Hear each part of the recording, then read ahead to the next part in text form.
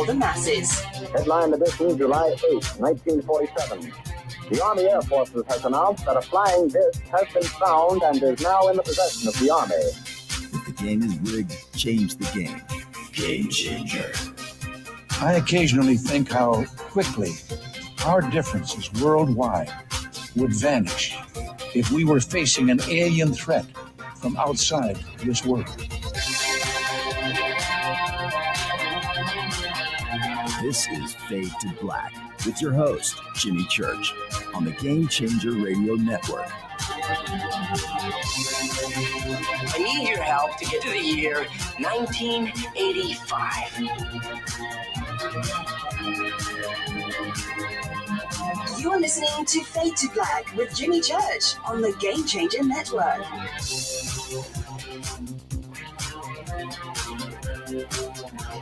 All right, welcome, Fade to Black, bespoke radio for the masses. Yeah, man. How you doing? Today's Wednesday, July 27th, 2022. Let's do this, man. Tonight, Nick Pope.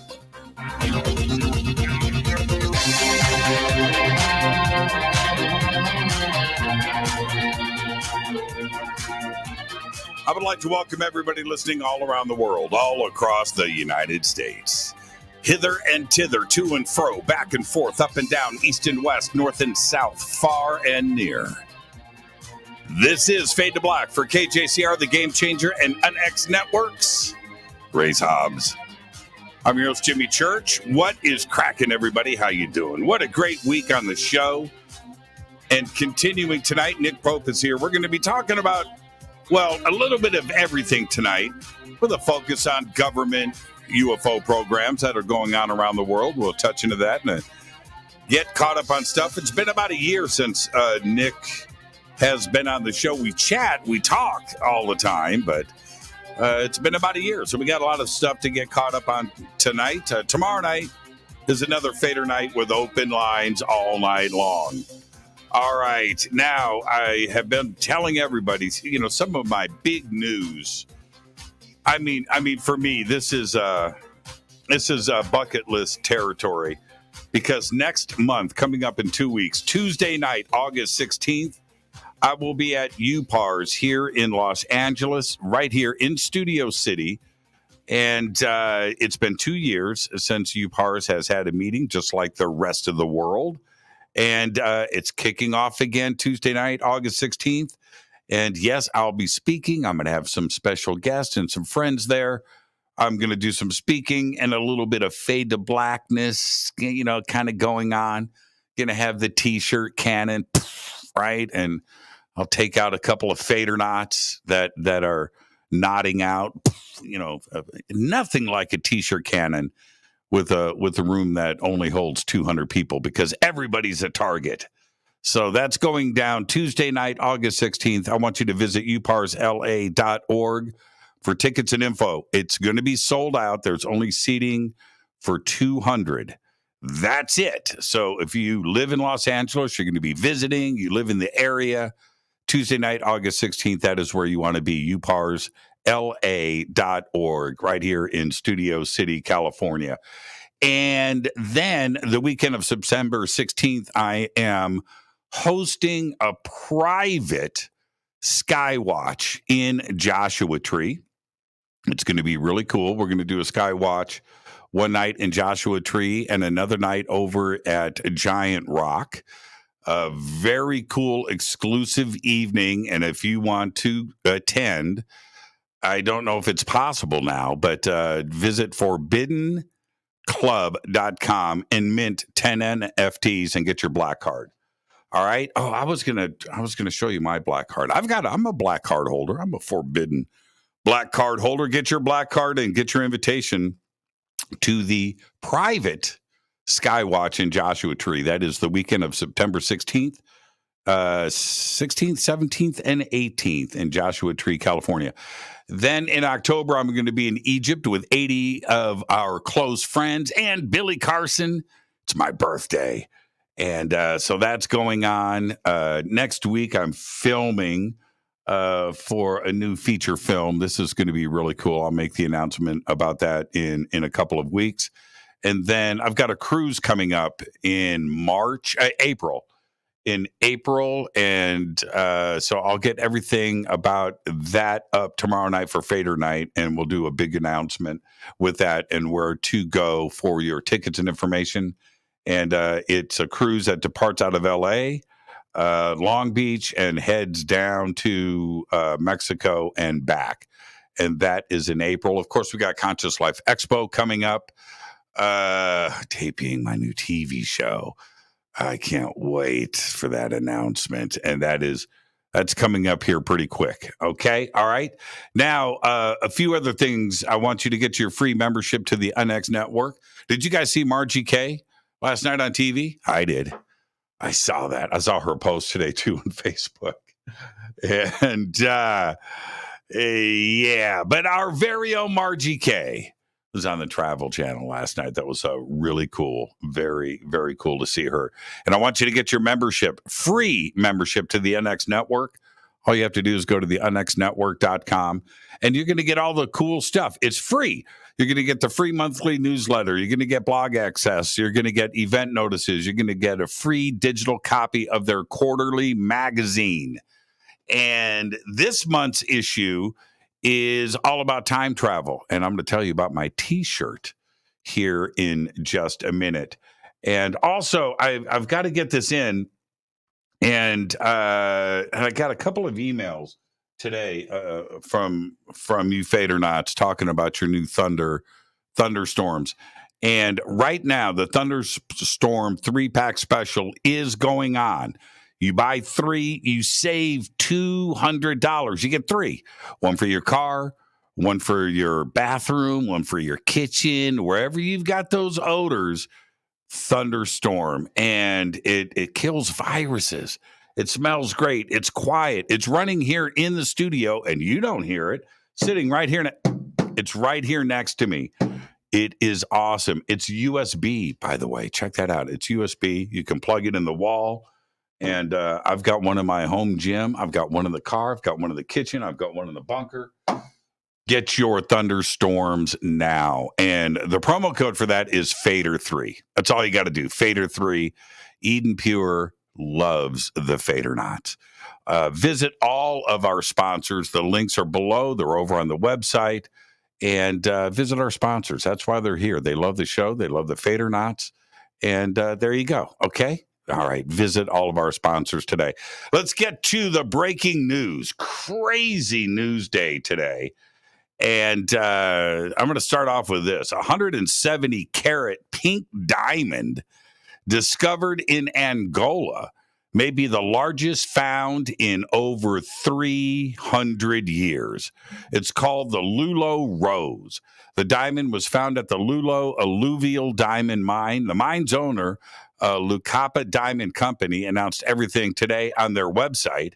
Lulo is an alluvial mine, which means the stones are recovered from a riverbed.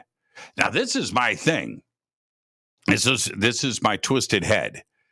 If the stones are getting into the riverbed, if that's where they're found, then where are they coming from? Right? That's where okay, the riverbed is cool. Don't you want where they are getting into the river? Where are they coming from? That's what you want to go and check out. I would say that would save some time. Well, it was released today that a massive tsunami destroyed the Spanish city of Seville in the 3rd century. All of this according to a new study released today. A team of European archaeologists say a gigantic tidal wave traveled more than 25 miles inland, destroying the Roman port city of Hispalis, which is, of course, Seville, Spain. The report was authored by experts from universities in Spain, France, Germany, and the United States, and was published in Natural Science in Archaeology. Absolutely incredible. They didn't know what happened. Now they know. And if you go and you read the press release on this, it's pretty interesting. they have a historical record up to a certain date, and everything stops, and then it continues. It's because it all got washed away. It's pretty incredible. All right, now this is pretty incredible. I've got Mars in the news. A mysterious discovery of a concentrated chunk of tridymite. Tridymite is quartz, which is extremely rare here on Earth. They found it in the Gale Crater region of Mars by the Curiosity rover back in 2016. Now it's finally been explained by researchers. A team of planetary scientists from Rice University, NASA's Johnson Space Center, and the California Institute of Technology, of course, Caltech, believe that the concentrated chunk of tridymite was spewed into the Gale Crater by a volcano when it was still filled with water about 1 billion years ago. It's absolutely incredible. Yes, and tridymite is rare. All right. Human footprints believed to date from the end of the last ice age have been discovered on the salt flats of the Air Force's Utah Testing and Training Range, the UTTR, by Cornell researcher Thomas Urban in some forthcoming research. Now, Urban and Darren Duke, a far western anthropological research group, were driving to an archaeological hearth site at UTTR when Urban spotted what appeared to be ghost tracks that appear suddenly for a short time when moisture conditions are right and then disappear again. All right. They excavated a subset of the prints, confirming that they were barefoot and that they were additional unseen prints. Altogether, 88 footprints were documented, including both adults and children. Since there haven't been any wetland conditions in at least 10,000 years at the Great Salt Lake Desert, that all indications are the prints are likely more than 12,000 years old. Absolutely incredible. Well, the existence of the Loch Ness Monster is plausible.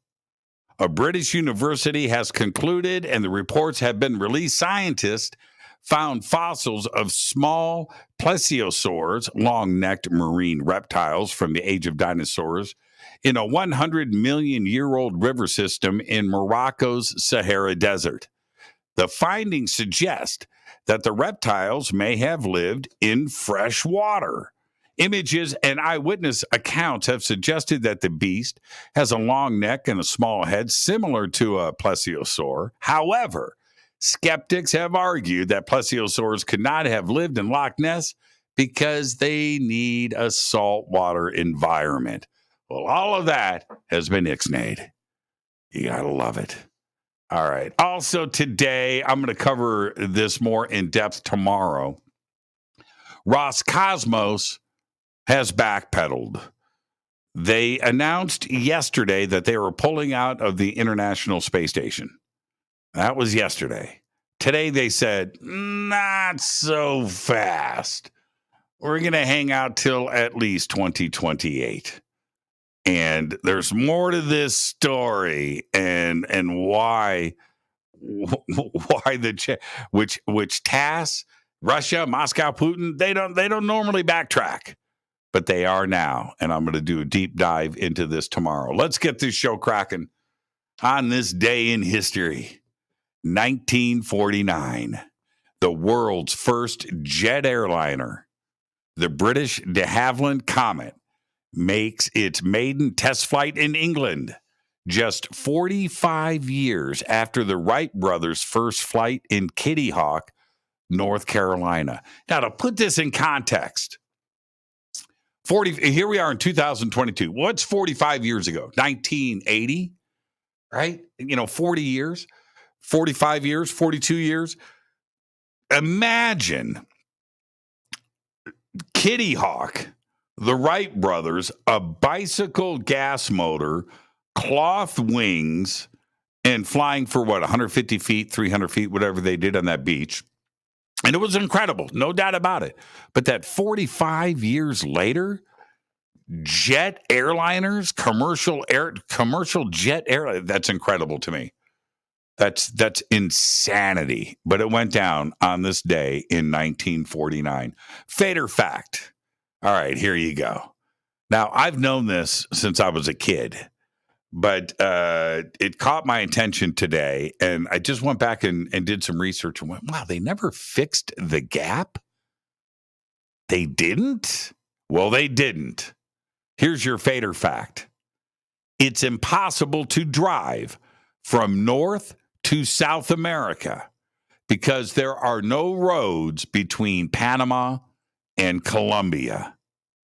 The Pan American Highway starts in the United States, Texas border, goes all the way through Central America, goes all the way down Costa Rica, Panama, ends. It continues back on the other side of the border in Colombia, and you can go all the way down. If you can almost drive to the South Pole. You can almost drive to Antarctica. But the Pan American Highway has a 66-mile gap between Yavisa, Panama, and Turbo, Colombia. You can't drive straight through. You got to put your car in a ferry. That's what you got to do. You can't drive through. Isn't that crazy? There's a lot of reasons why you can't, but it's just 66 miles. But there's no road connecting North and South America. There you go. All right. Tonight we welcome very special guest. Nick Pope is here. We're going to talk about government UFO programs. And tomorrow is another Fader night with open lines all night long. All right. Now it's time for me to hit this River Moon coffee, rivermoonwellness.com.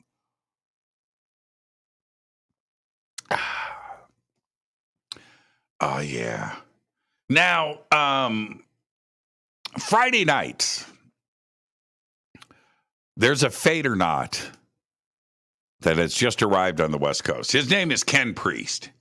And there's no way that Ken and I are not going to get together and raise a little cane. All right, we're going to throw down. And so, I set things up. And Friday night, I'm going to get together with Ken Priest. And I've been debating what I want to do with this. What do I want to do? Do I want to live stream? I mean, the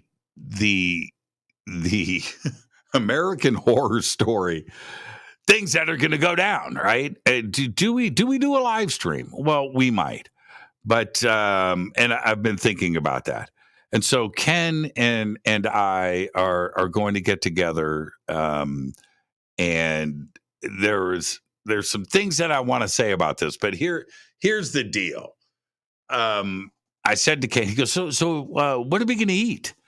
I said, Ken, you're out here opening a biscuit restaurant called Rise. You're going to bring biscuits, right? And he goes, of course. I said, that's what we're having. I'm not cooking. I'm going to have biscuits, man. So I have my Rise hat.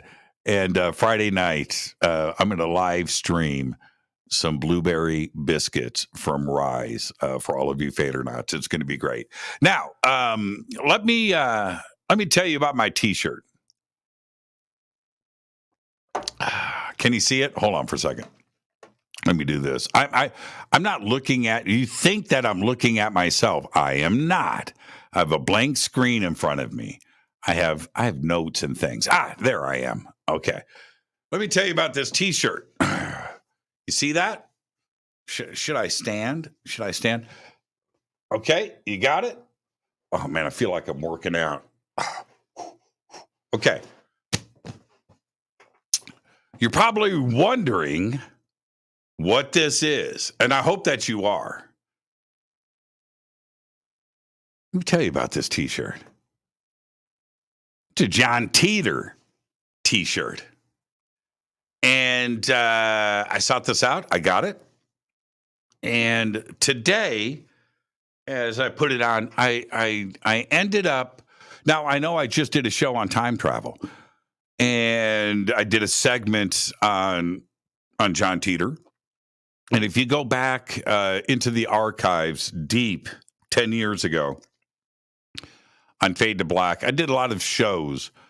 Larry Haber, John Teeter's attorney, and the whole cast of characters that was in and around the John Teeter story. From many different, I had the original web guy for Teeter and stuff on the show. And I've done a lot. And then what happened after that, I just, so many John Teeters approached me from all over the place. I'm the real John Teeter.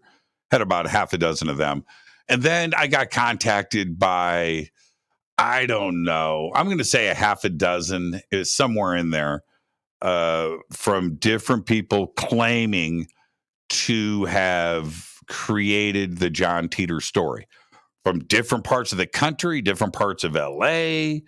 Nobody's connected to each other. They all had their own version of how they did it and who they did it with. All of them couldn't be right. And in fact, I didn't believe any of them actually. But anyway, so today I put on the shirt and I went back and I started going into the archives, and I have tremendous amounts of John Teeter notes and things and images.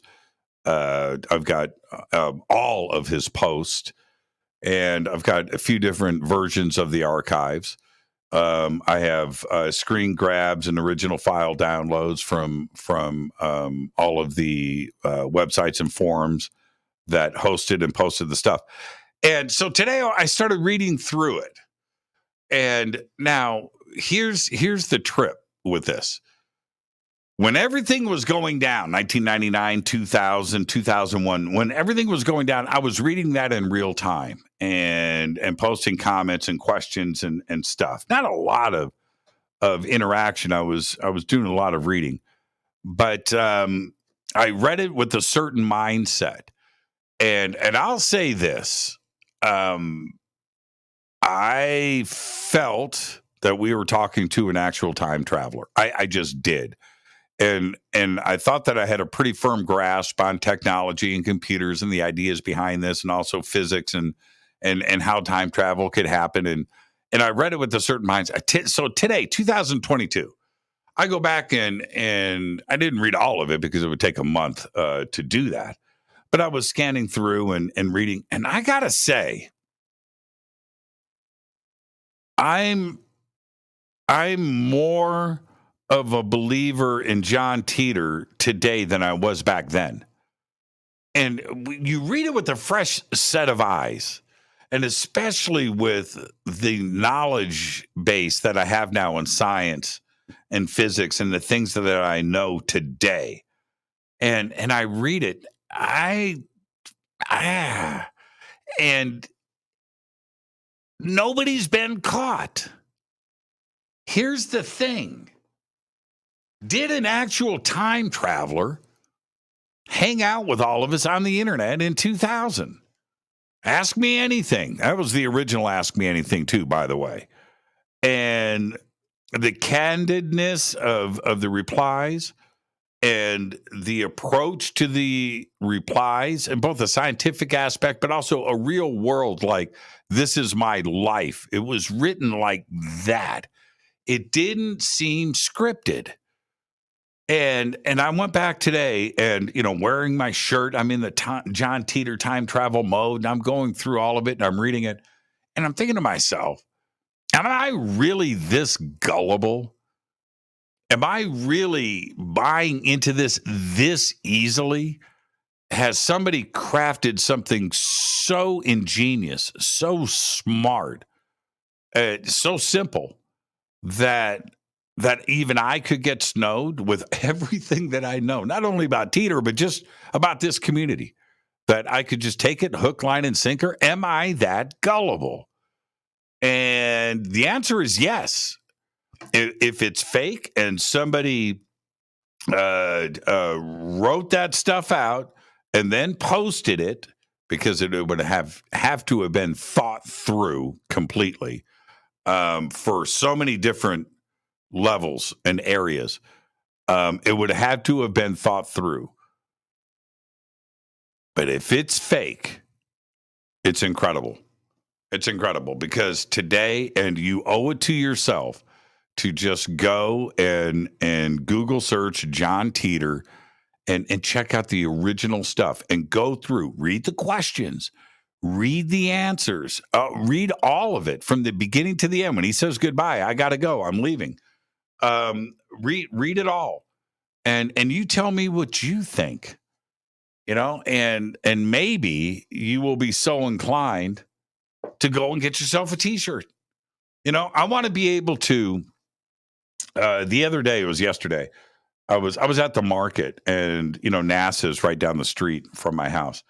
And there was a lady in front of me in line with a NASA t-shirt on. And, obviously a mom, could be a scientist for all, I don't know, but she got a NASA t-shirt on.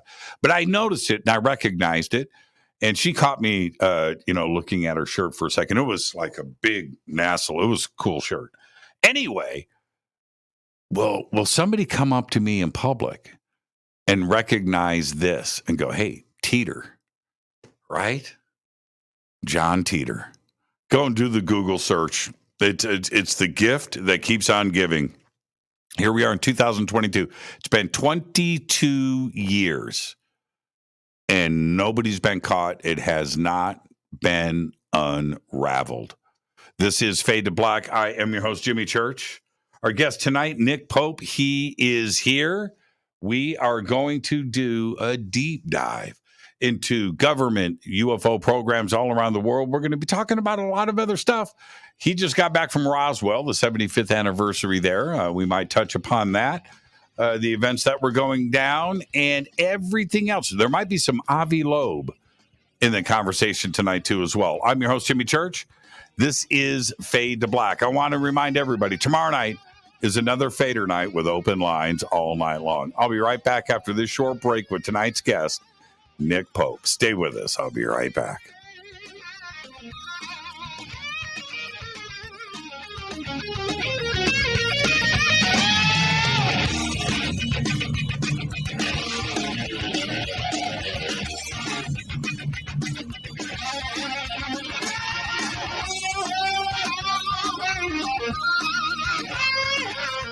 This is Nicole Church, daughter of you-know-who, and you're listening to Fade to Black on JimmyChurchRadio.com and the Game Changer Network. You're listening to Jimmy Church and Fade to Black on the X.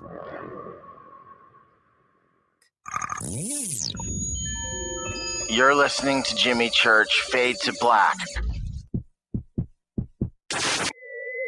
Fade to Black will now pause for alien identification. The station that talks the net. When you take the beans from Central America with dashes of Indonesian and African mixed in and then roast it to the dark side of Fade to Black, you create the ultimate brew of fringe. Introducing the Fade to Black blend from Rivermoon Coffee. Yes, Rivermoon's darkest customized roast was created for the love of Fade to Black. The alchemy of masterful roasting and smoking the beans is in every sip of this full-bodied, dark Java. I need my coffee dark, deep, with distinct bittersweet chocolate highlights, just like the bunker. Leaning further into the darkness of the roast is Fade to Black blend from Rivermoon Coffee. Just click on the banner at JimmyChurchRadio.com and use the promo code F2BBLEND for 15% off of your order today. This is the only way forward. This is Fade to Black. Make contact. This is Jimmy Church of Fade to Black, and you can get our podcast for just $2 per month. All you have to do is click on the podcast banner over at JimmyChurchRadio.com. Hello, Fadernauts. Jimmy Church here. You've seen me with my thunderstorm. Now you can purify the air in your home and get healthy, clean, fresh-smelling air and eliminate odors just like I do right here in the bunker. The Eden Pier thunderstorm uses oxy technology that naturally sends out O3 molecules into the air, which seek out odors and air pollutants in your home and destroys them. It's called a thunderstorm because it purifies the air just like after a thunderstorm. And right now, you can save $200 on an Eden Pier Thunderstorm 3-pack for whole home protection. With this special offer, you're getting 3 units for under $200. Seriously.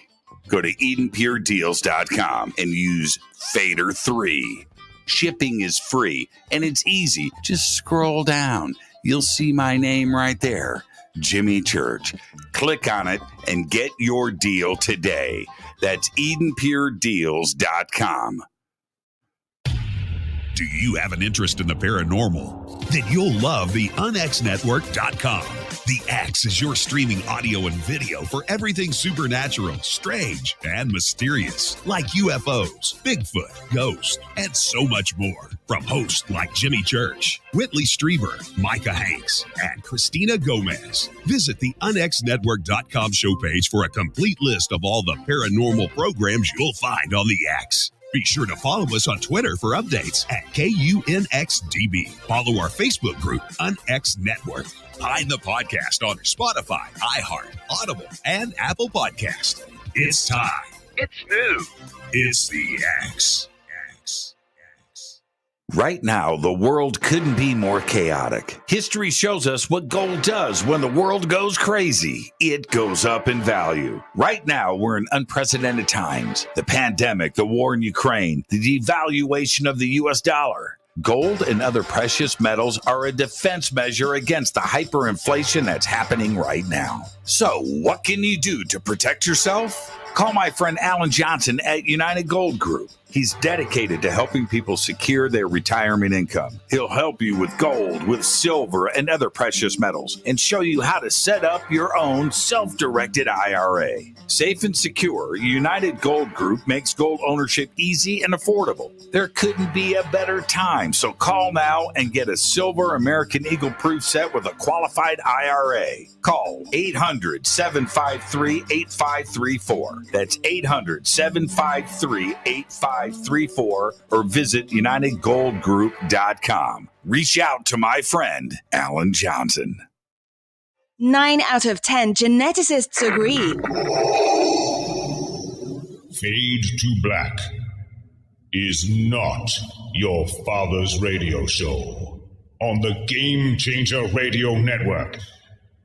Hi, this is Rob Reiner from Anvil, and you're listening to JimmyChurchRadio.com.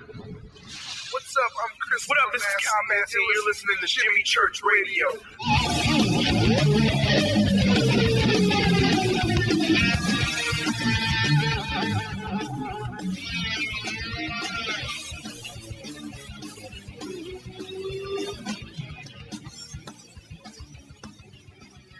Welcome back. Fade to Black. I am your host, Jimmy Church. Tonight, Nick Pope is with us. Tomorrow night is another Fader night with open lines all night long. Tonight, Nick is here. We're going to be discussing government UFO programs that may be going on all around the world. As we move closer to disclosure, we'll be talking about some other stuff, too, as well. It's been a while since Nick has been on the show with us. He's an author. He's a journalist, TV personality. He used to run the British government's UFO project at the Ministry of Defense. Initially skeptical, his research and investigation into the UFO phenomenon and access to classified government files on the subject soon convinced him that the phenomenon raised important defense and national security issues, especially when the witnesses were military pilots or where UFOs were tracked on radar. His website is nickpope.net, and I would like to welcome back to Fade to Black. It's been too long. The one and only Nick Pope. There he is. How you doing, Nick? Hey, Jimmy. Yeah, good here. Great to be back on the show. Welcome Fadernauts. Great to be back with you all. Right on, man. Right on. I don't know why. Because you and I talk often, I don't know why it's been a year. It doesn't make any sense to me, Nick. But welcome back. And I will say this, in your defense, in your MOD, in your Ministry of Defense and Defense, you've been very, very busy, and we've tried to book shows, but you've been out doing stuff around the country and Ancient Aliens, and we just, today was like the first time that we could finally get you back on the show. So welcome back. And you know what, I want to ask you a question that I've asked you probably 10 years ago, and I've never really followed up on it, but I want to circle back to some old school stuff. And that is the frigging picture that was hanging in your office back in the day, right? And then I think you said you walked in one day and it was gone, right? And Yes. and for you, it was the picture. And it showed a craft in the UK that was taken by a couple of, were they kids? It doesn't matter at this point. They were they were well, let's call them hikers. Hikers, that's what they're, hikers, kids, the same thing.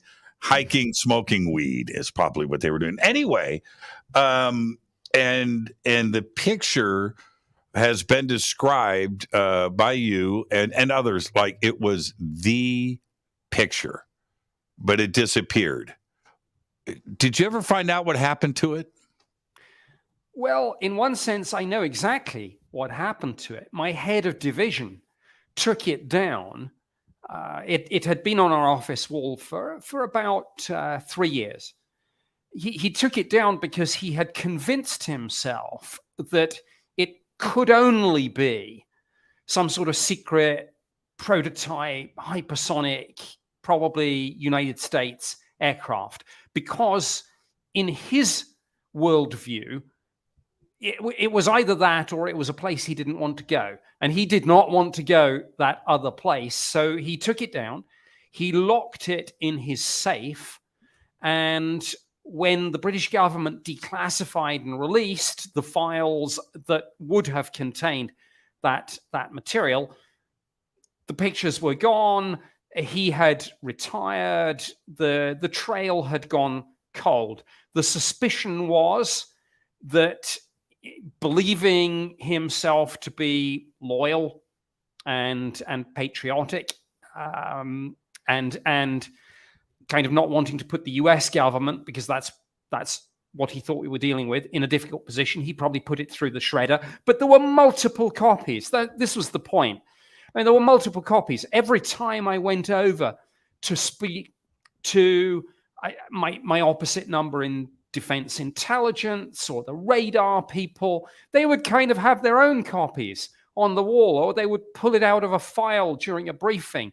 So, some years later, I got together and I said, look, this is crazy. We need to kind of, we're not going to get the picture back. We're not going to get that out of the system. Though I'll tell you something interesting in a minute about that, but let's recreate it.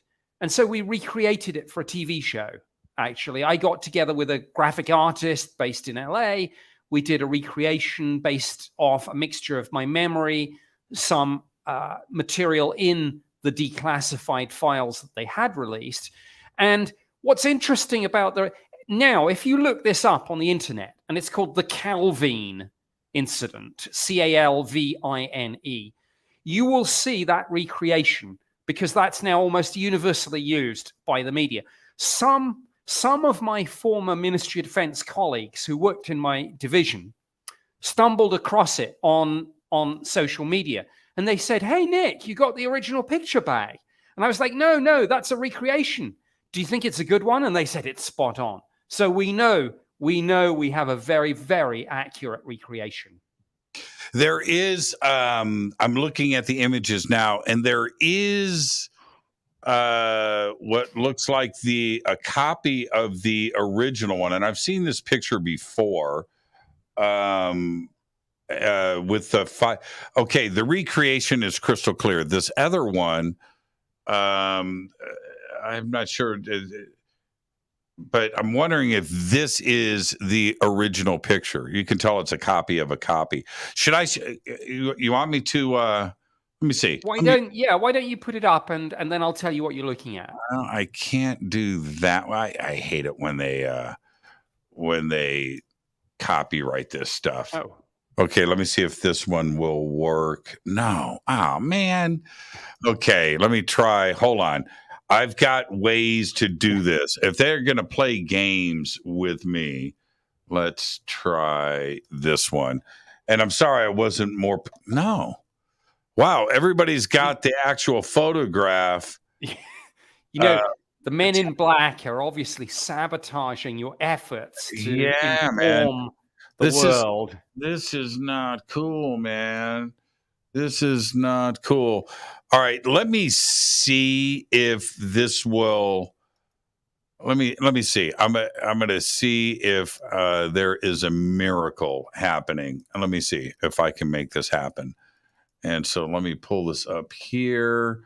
And I'm going to pull this over here. And since they are playing games with me, all right. So, Nick, stay right there. I mean, look, if they are going to do this, I'm going to show you how angry I can be. If they are going to do this, then let's go like this. Let's go like this. And that.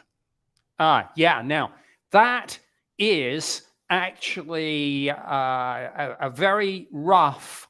I mean, it is this is genuinely from the Ministry of Defense file. This is a kind of let me put it this way, and I may have to obscure a couple of details because the whys and the wherefores of intelligence community imagery analysis are obviously classified. Let me just describe it as it is from the declassified MOD file. It is a photocopy of, let me choose my words carefully. I'll call it a view foil or, anyway, it's very, and there's an interesting story behind that because for years I had said the picture's in the file and then they released that and everyone, of course, says, well, that's rubbish. It looks like a cartoon. And it does because it's a copy of a copy of a copy of a copy, but it is kind of like the real thing. But it obviously doesn't give you the slightest idea of what the real thing looks like. And now with the joys of modern technology, I'm sure you're going to be able to find and post the recreation that I worked on. I'm going to pull that up now. And there's a few different versions doing the rounds. And okay, it's the same thing here. It's copywritten. It's okay if that's what they want to do. Then I'll break my own laws. I will do it. I will do it right now. And well, the funny thing is, because I worked on the recreation. That's it. That's it. Yeah. That's it. And that's the recreation, and it's difficult to kind of put a percentage on it, but I think it's somewhere between 90 and 95% accurate. And as I say, at least two other Ministry of Defense officials who worked in the same division as myself saw that recreation and told me it was pretty much spot on. And they were people who were in and out of that office all the time. So can I ask you another question about the recreation versus the original photograph? In the recreation here, Nick, I'll pull this up again, where you've got the terrain in the background here. Was that in the original photograph? Is this depicted like that? Yes, it was. And that was very, very important because, as you know, if you just have a UFO in a blank sky, it makes it very difficult to do any triangulation on it. But when you have the foreground, the background in, what you can do is you can start to, because the topography is known, I mean the location is known. What you can do is you can then calculate how far the object was from the observers and the camera, of course, and you can triangulate and you can come up with some broad brush but reasonable estimates of the size of the object. So, and that's precisely what we did. Again, I'm going to have to either omit or obscure some details here, because anything that involves intelligence community imagery analysis, resources, and capabilities. Okay, and but in a basic sense, what did you come up with? The size of the craft, what did you guys determine? From memory, I think it was 25 meters in diameter or something. It was. Put it this way: it's not a model that someone has thrown into the air or dangled off of something. And what about distance from the hikers and altitude? Were you able to determine any of that? We were, but I don't want to completely guess something I've genuinely forgotten and don't have at my fingertips. Right. So it's not secret. It's not secret. It's just that you don't remember. No, it's not secret. It's just that I can't recall the details. It looks pretty low to the ground. Mm. And it looks like is that a Harrier in the background? Yes, it is. Okay. So, and was it a Harrier in the original photograph? Yes, I believe I can say it was. I don't think that's. I can't go into too many details about that aspect of it. However, what I will say is this. I mean, going back to the original story from the two individuals, they said that this thing was hovering at fairly low altitude, and then it actually, and now you probably won't be able to find or play this, but in slower time, it's worth. You can probably find the original clip. I think it's on the Daily Express website, but there's a video recreation where they actually recreated not just what it looks like, which you've just shown, but the way in which it moved. Now, I think they may have shown it going off horizontally, whereas in fact it actually went off vertically. But look, it's extremely accurate. The official position from the Ministry of Defense is that they no longer have any of those photographs or negatives. I mean, they're somewhere. Look, let me tell you this. I suspect that, as we occasionally did with this subject, a lot of this probably went into the private sector to take it outside the scope of Freedom of Information Act. Yeah, and what about the hikers themselves? Did they ever go public? No, they didn't. And why do you think that is? Did the MOD put the kibosh on it? I suspect someone put the fear of God into them. Yeah. And okay, so this is the point where, as a host, as an interviewer, I get to ask the ultimate question: why?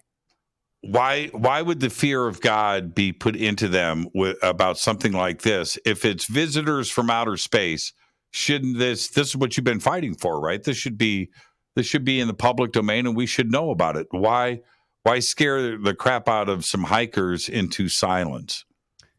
Well, let's put it this way. Whether this was an extraterrestrial spacecraft, whether it was a highly classified, deeply compartmentalized, deep black aerospace program, or whether it was something else, it was clearly something that we didn't want out there. And, I suppose this gets to the heart of, government secrecy. Secrecy is hardwired into anyone who works in the Ministry of Defense. And whichever of those things we're dealing with, I think what you can take away from this is that people didn't want it out there. Yeah, but the question is why? And especially at this point of the game, where we have come a long ways since you left the MOD. We've come a long ways in the last 10 years. We've come even further in the last 5, and you know this. So at this point of the game, why? Why keep the lid on this? If it's Russian and Chinese, I get it. But if it's not, I think the time is right to start discussing this and come clean about what is going on out there. And that's exactly what you've been fighting for. Sure. Well, if it's Russian or Chinese, we probably wouldn't want them to know that we knew. If it was our own, i.e. US, UK, an ally, then we wouldn't want adversaries to know the extent, the cutting edge of our aerospace technology. And if it is something else, we would want the technology first. I mean, when you do imagery analysis in the int world, what you're looking for is sure, you're looking for all those things like how big is it and how high off the ground is it and things. But what you're really looking for is the technical details. How does it fly? Does it have some sort of radical propulsion system? And if it does, and this is the $64,000 question, if it does, and it is from somewhere else, can we figure out the tech and replicate something based around that tech before somebody else does? I mean, look, if you look, I'm sure we're going to go on to discuss ATIP, but if you look at Harry Reid's June 25th, 2009 letter to the Deputy Secretary of Defense, it goes into that very point, and it says, look, technology and things, if an adversary gets this would be a catastrophic failure and threat to the United States. But if the United States gets this, it will maintain the US in its preeminent global position. It's all about the technology. But yes, it is. It is. It is. There's always a but. And before I get to the but, I got to show you this. Check out your screen. I just noticed Pope at church. Yes. I didn't Very think good. Yeah, I didn't think about that. I didn't think all these years we didn't take advantage of that. That's a whole marketing. Something is turning on and off my lights in the studio. Aliens. Yeah, I'm telling you, man. It's look. And it's bizarre. The remote control for it is right here. It's just and it's just going on and off. And I'm gonna turn them completely off. They're dimming on their own. Oh, all right. So I'm gonna Jimmy, I'm wondering who could be doing that. Yeah, that's Nick Pope, man. Okay, that's it. I'm not gonna get distracted. But here's the thing, though. There is going to be something, and I don't know what it is. It might be Avi Loeb. I don't know what it is. Something is going to break that is going to be out of the government's control. And everything that you just mentioned, technology, we've had to keep the lid on it, and this and that, which I understand that. But there's going to be a point where the world is going to go, okay, now you have to start talking. And wouldn't it be better just to get out in front of it right now? I would think that the world is ready, and I think that we can handle the news. I think we can, but I go back to the point that obviously there are people sitting in sort of dark, smoky rooms somewhere who say, yeah, I get the people have a right to know, but if we could figure out the tech before China and Russia, that would be a good thing. So let's not put everything out there. And that's the mindset. But I will make you a prediction. I mentioned ATIP. I will make you a prediction. And there's a lot of misunderstanding about the Calvine incident and the photo that you just showed. People think that the Ministry of Defense closed the file until the year, I can't remember, 2076 or whatever it is. Sounds right. That's not technically true. It's not true that in the year 2076 they'll open that file and that picture will come out. What they're redacting in that file is the names, addresses, personal data of the witnesses. The photos, they say, are gone for good. But here's my point. I would, and this is a prediction, if that picture, and there were 6 of them, by the way, they shot off a roll of 6. if that picture ever reappears, it gets rediscovered, I would not bet against that happening here in the United States. I would not be surprised if the ATIP and ORSAT people had seen it. I can't remember. I genuinely can't remember if I've discussed this with people like Lou. And if I have, I probably shouldn't say whether he's seen it or not. But look, would you bet against people like Lou Elizondo and Chris Mellon having seen that picture? I think that picture went to the US. Well, I know it did.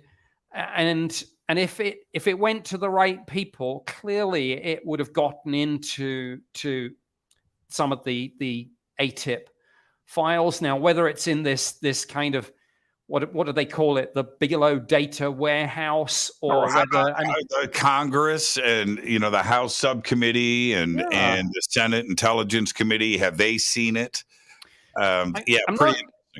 Yeah, I'm not sure they have, but the people briefing them probably have. And if they haven't, they jolly well should. And they must have access to it, I'm pretty sure.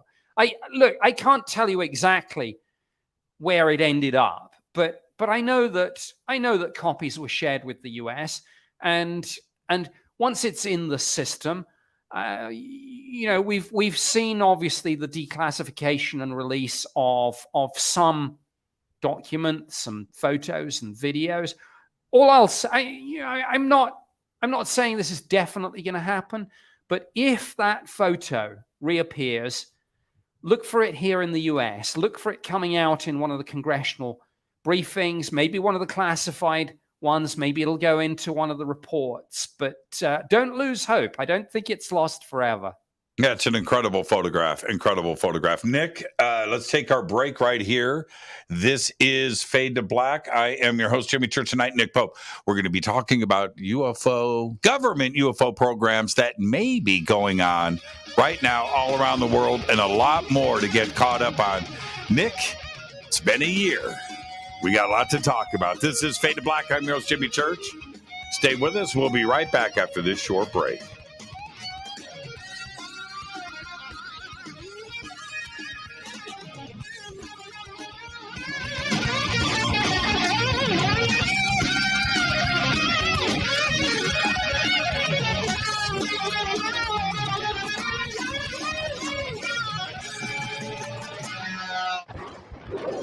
This is Fade to Black with Jimmy Church on the Game Changer Radio Network.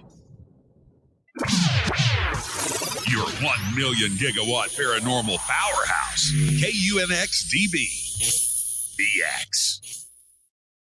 Oh, Fadernauts, Jimmy Church here. You've seen me with my thunderstorm. Now you can purify the air in your home and get healthy, clean, fresh smelling air and eliminate odors just like I do right here in the bunker.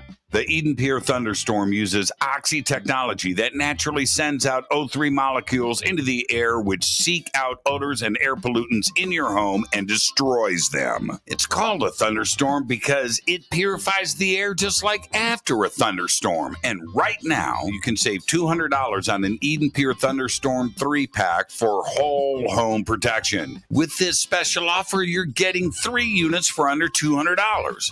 Seriously. Go to EdenPureDeals.com and use Fader3. Shipping is free and it's easy. Just scroll down. You'll see my name right there, Jimmy Church. Click on it and get your deal today.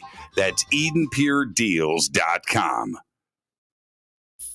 This is Billy Carson, founder and CEO of ForbiddenKnowledge.tv. ForbiddenKnowledge.tv is the fastest growing and one of the most watched networks in the world. And I would like to personally invite you to check out our expanding library of TV, film, lectures, and special presentations. ForbiddenKnowledge.tv has over 6,000 videos covering lost history, health, UFOs, spirituality, and our future. We are committed to our community, and with my personal invitation, you can, right now, get your own free 30-day membership at ForbiddenKnowledge.tv. Your own library of information starts today at ForbiddenKnowledge.tv. Because you never got that pony you always wanted. Damn it. Jimmy Church and Fade to Black on the Game Changer Network. Listen, I know, and you know, that you've always wanted your first crystal skull. Or maybe you're a collector just like me, but you just don't know where to go to find the real thing. Then I met Carolyn Ford over at EinsteinTheCrystalSkull.com.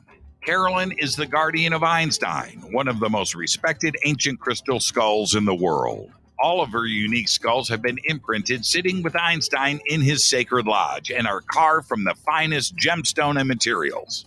Imprinting is the process of receiving the ancient wisdom from the master skull or master computer. Einstein, the ancient crystal skull. To see Carolyn's current collection of crystal skulls, just visit her store at EinsteinTheCrystalSkull.com or click on the banner over on our site. Don't forget to use the promo code Jimmy at checkout to receive 10% off of your order today. That's promo code Jimmy. Finding your first or next crystal skull is easy. Just visit EinsteinTheCrystalSkull.com. Hello, I'm Katie, and you're listening to my main man, Jimmy Church, on JimmyChurchRadio.com. Hi, this is Ray Hobbs here, repping the planet, and you're listening to my good friend, Jimmy Church, Fade to Black. This is Toby Kebbell. You're listening to JimmyChurchRadio.com. Don't hurt me, Jimmy. I'm only little. Hey, I'm Adrian Grenier, and this is Ari Gold. We're the Honey Brothers. We're also Honey Brothers. Hey, I'm Adrian Grenier, and I'm Ari Gold. We're the Honey Brothers, and you're listening to Jimmy Church. The Revolution. This is Jimmy Church of Fade to Black, and you can become an official Fadernaut by just going to our membership section at JimmyChurchRadio.com. Hello, this is Serena Wright Taylor from Conscious Life Expo, and you're listening to Fade to Black with Jimmy Church, who holds the Lucky Pony record for the best astrological chart since 1963. True story. This is Micah Hanks of the Gralien Report, and you're listening to Jimmy Church on Fade to Black.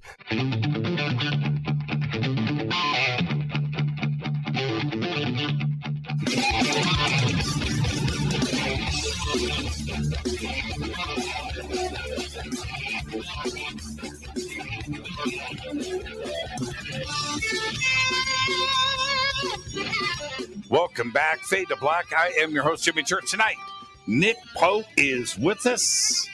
It's been about a year. I can't believe it's been a year since Nick has been on with us. We've got a lot to get caught up on.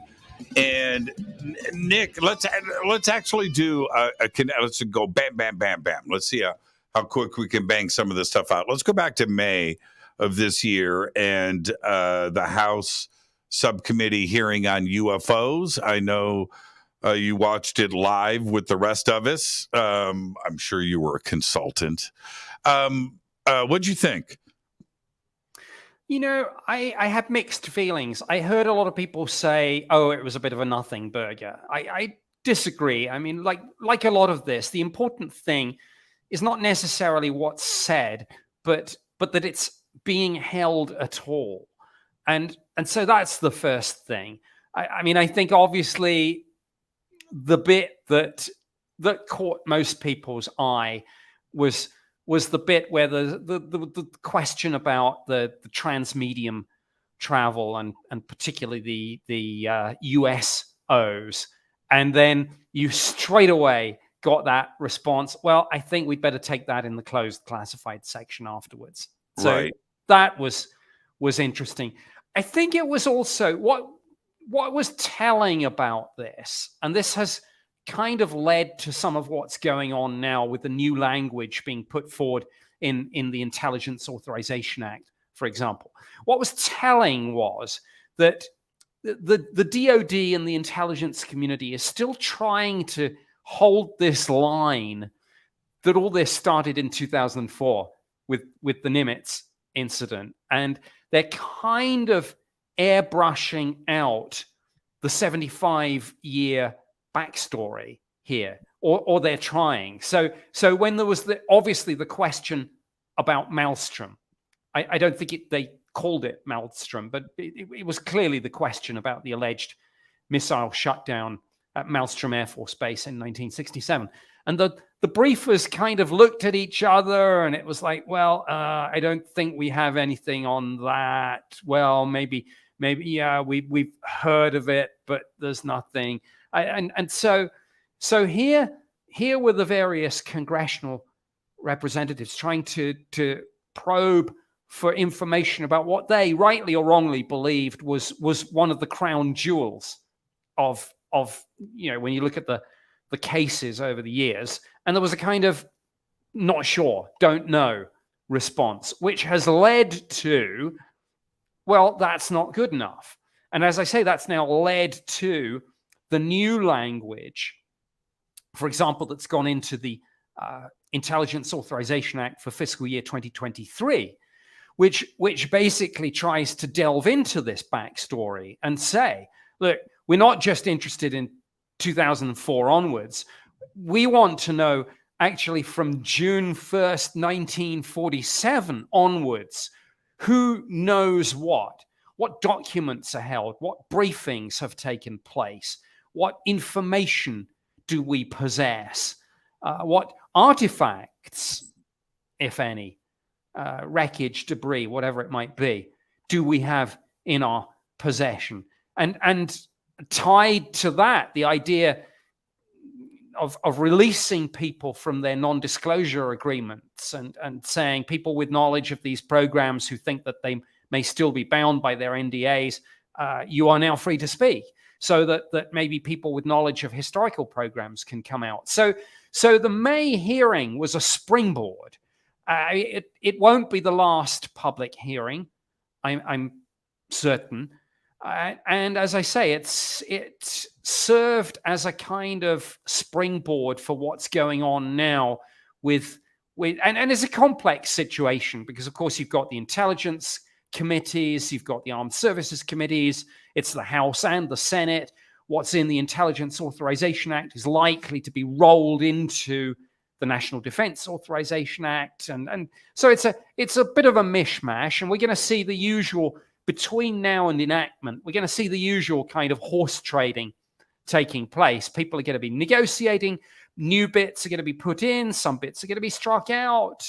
But I was encouraged, and it's the foundation of some very important work which is going on literally as we speak. Do you feel that I got a vibe? I'm just going to make this quick because I want to get to your response. But there was a vibe coming from Moultrie and Bray that I think they attempted to phone it in, that they thought that they could just come in, talk about Russia and China and technology, and then get out of there. And there were members on the committee that wanted to discuss UFOs, not UAPs. They wanted to talk about extraterrestrials visiting this planet. And Bray and Moultrie were forced into that. And I'm specifically talking about Representative Welsh, when he said, "Oh, okay, all right, but the universe is a big place." I'm paraphrasing, but this is what he said: "Universe is a big place. What about extraterrestrials? What about ET visiting?" And Bray and Moultrie did a little jaw flapping. And Welsh came back with, okay, so are we going to talk about ET in the classified briefing this afternoon? And trying to bring this back around to not China and not Russia. This is a hearing about UFOs, right? Did you get that vibe too as well, that they tried to get Bray and Moultrie on that track and away from adversarial positions? Yes. And I think I have some sympathy with them. And of course, I've been in that kind of position myself, where you come into a particular position, and you have to very quickly. And I mentioned that this is a subject with a 75-year backstory. I have huge sympathy for these people, because you come in and you get a briefing folder, from the subject matter experts. And it's like, well, here's the Nimitz incident. Here are the three best known Navy videos, FLIR, Go Fast, and Gimbal. And this is, you get a few things like that.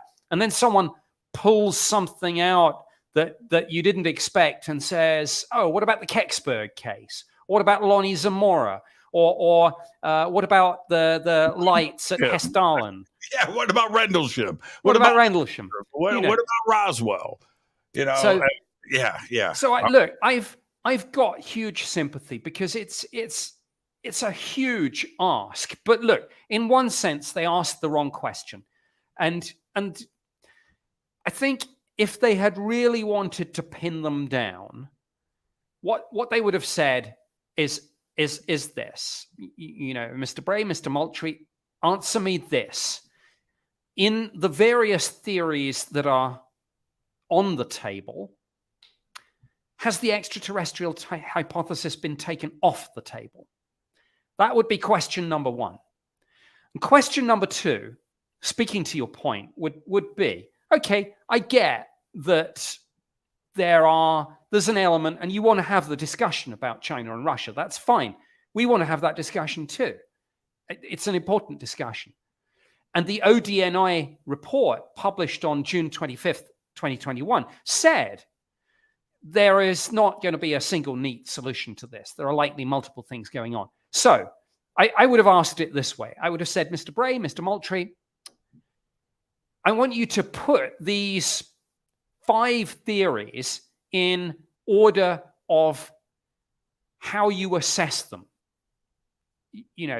Your best current assessment first, and then go down the league table, so to speak.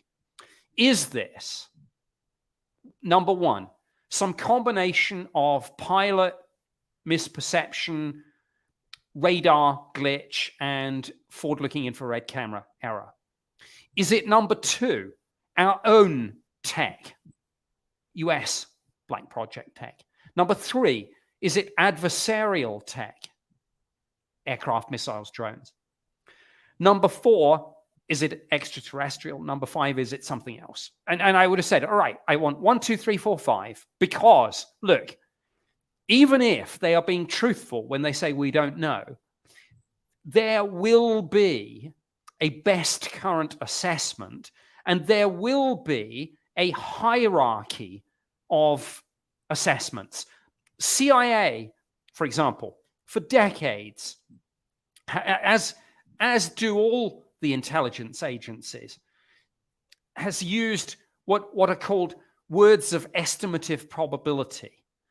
So, and this dates back to the Vietnam War and an infamous briefing where somebody started throwing around phrases like, well, the Viet Cong probably have an airfield here, and this could be, and you throw around these things, might, could, possible, probable, and everyone comes out with a different kind of sense of what was said. Oh, but he said it was possible. Yeah, possible, but possible could only mean a 5% possibility. So everyone in the intelligence community uses these words of estimative probability. My question would have been, use those words of estimative probability to rank the various theories that we're all talking about: China, Russia, our own tech, extraterrestrial. And they won't do that. I don't think they'll do that.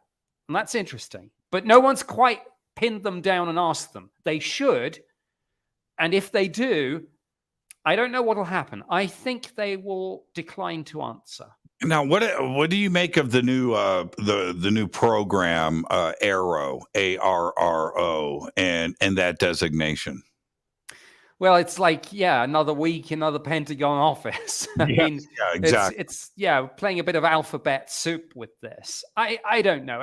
We've seen this before. Look, we saw this when Kirsten Gillibrand came out with the Gillibrand Amendment and put out some very strong language. The Pentagon came out with their AOI MSG almost, I would say, as a spoiler, to say, we're on this. Here's one we did earlier. So I think there's a lot of tactical positioning here.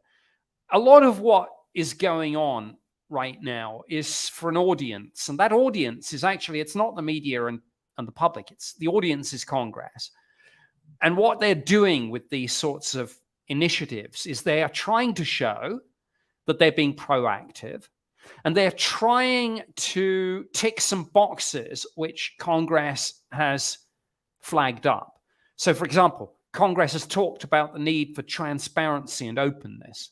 So they come out with this announcement and say, hey, look, we're setting up a new effort to look at this. Aren't we great? We're going to do this and we do that. Well, Congress is saying, fine, but we want some results. We want some action. So there's a little bit of gamesmanship going on here with Congress drawing up a very big, detailed wish list, and the DOD and the intelligence community and the military, knowing that they have to deliver or be seen to deliver, a good proportion of that. They can negotiate. I mean, I talked about the horse trading. They'll drop some things out, but they've got to deliver something. So that's where we are now. But the big thing now is the new legislation. Like I say, all this is probably going to be rolled in to the National Defense Authorization Act for fiscal year 2023. That's the piece of legislation that, frankly, they must pass. So whether it's in the Senate, whether it's in the House, whichever committee it emanates from, it's the NDA 2023 that people should be keeping their eye on. That's where we need to look. This new office may deliver some of that, but the next battle is NDA 2023. And what do you anticipate? Because in the NDA and Gillibrand for 2022 specifically called for a lot of things to happen, but the two biggest things were 2 public reports every 180 days, every 6 months. We missed that deadline, right? We're in July, so we didn't get the one that we were supposed to get. We've only had one report. We've had one hearing, but we've only had the report from June of last year. So we didn't get one at the 180-day marker now. And there's supposed to be another public one at the end of the year in December. And a classified report is supposed to be filed with the House and Senate at the end of the year, by December 31st, 2022. We missed the first one. Do you anticipate a report imminent being released any day? And what do you think is going to happen at the end of the year? Yeah, I think we're going to get, I mentioned that I think we're going to get more public hearings. And each of these public hearings, of course, is followed by a closed session where they go into a dark room and talk about classified stuff. So I would expect by the end of the year, one or more hearings. And I would not be surprised if we got a report sooner rather than later. In fact, I wouldn't be surprised if we got something. I'll go out on a limb, within a month.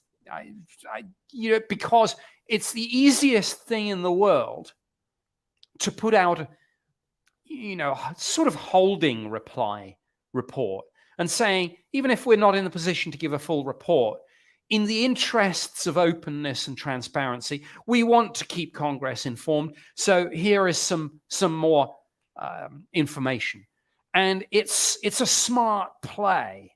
If you've got some very bullish people in Congress pushing for this, the smart play is to get out ahead. And even if you don't have to give something, if you think you've pushed it to the end of the year, give them something before then, because people remember that, and it plays out quite well from a public affairs point of view. If someone's expecting something by the end of the year, but Congress feels strongly about it, give them it early. Say, look, didn't want to keep you waiting. We've got some material for you now. Here it is. I'm not saying it's going to be revelatory, but it's, as I say, it's the smart play.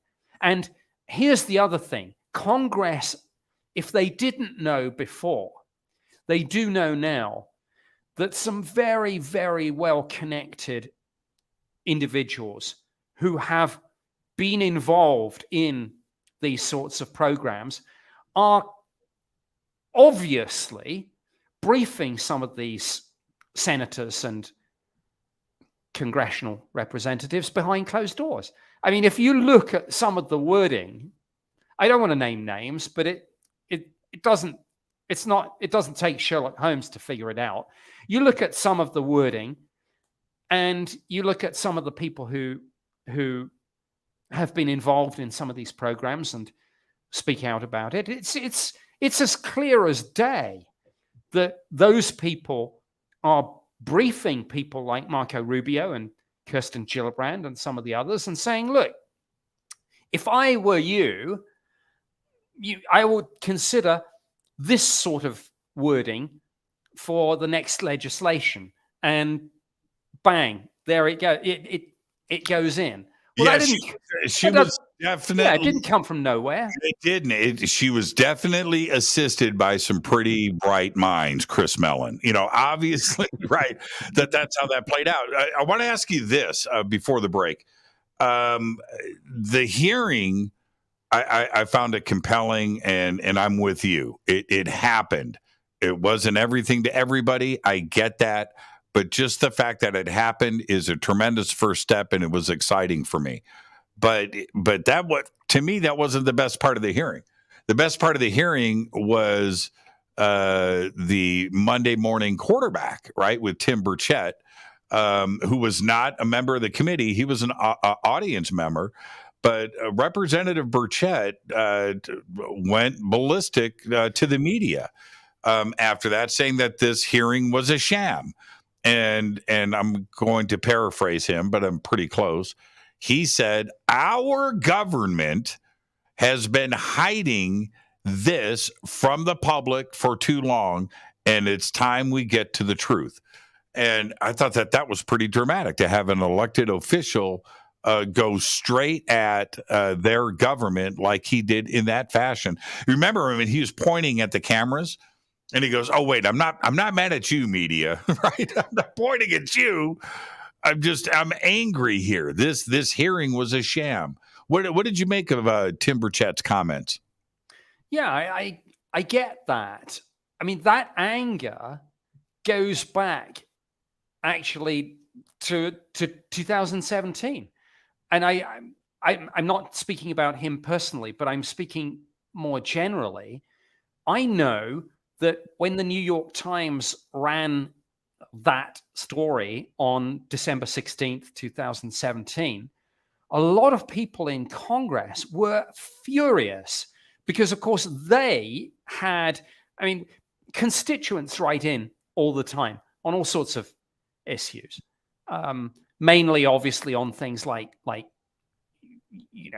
immigration and disability benefit and all the usual stuff. Healthcare, yeah. A lot of people write in on UFOs, and every time somebody wrote to anyone in Congress about UFOs, sometimes a staffer would reach out to the DoD or the USAF or whoever, and they would just say, "Yeah, we had a program called Blue Book, closed down in '69. No one's doing anything on it now. No one's interested. Nothing to see. Move on." So then the New York Times story hits, and I know that congressional representatives were furious because they said, we've been telling our constituents for years that there's nothing going on, and now we read in the newspaper that there is, and it makes us look like, we didn't know, and it makes us look like we're not doing our job on oversight properly, and it makes us look ignorant. Or not telling the truth. Yeah. So what happened after that story hit was that a whole bunch of staffers in the Senate and the House were burning up the phone lines to the DoD and the DIA saying, "Hey, you told us no one was doing this. You said no one was interested. Now we learn this." what's going on. And the legacy of that anger is here to this day. We needed to take a break right here, but when we come back, I want to talk a little bit about Rendlesham in the UK, but not for what you might think, Nick, in that the military, the Department of Defense, has put an artificial timeline on their investigations, 2004 and newer. Like the UFO subject didn't exist before 2004, and they're not interested in that. Well, clearly, if you want to focus on military events, you've got Rendlesham, right? A U.S. military Air Force encounter documented by military personnel. You have a paper chain that goes along with it. You have witnesses that are living today that were there. Why not investigate that? I want your response when we come back after the break. This is Fade to Black. I am your host, Jimmy Church. Where are we? We are right here. I got to hit the right button. This is Fade to Black. Our guest tonight, Nick Pope. This is how you start a show. Thank you so much, Nick. Stay with us. We'll be right back after this short break. This is Fade to Black. I'm your host, Jimmy Church. Stay with us.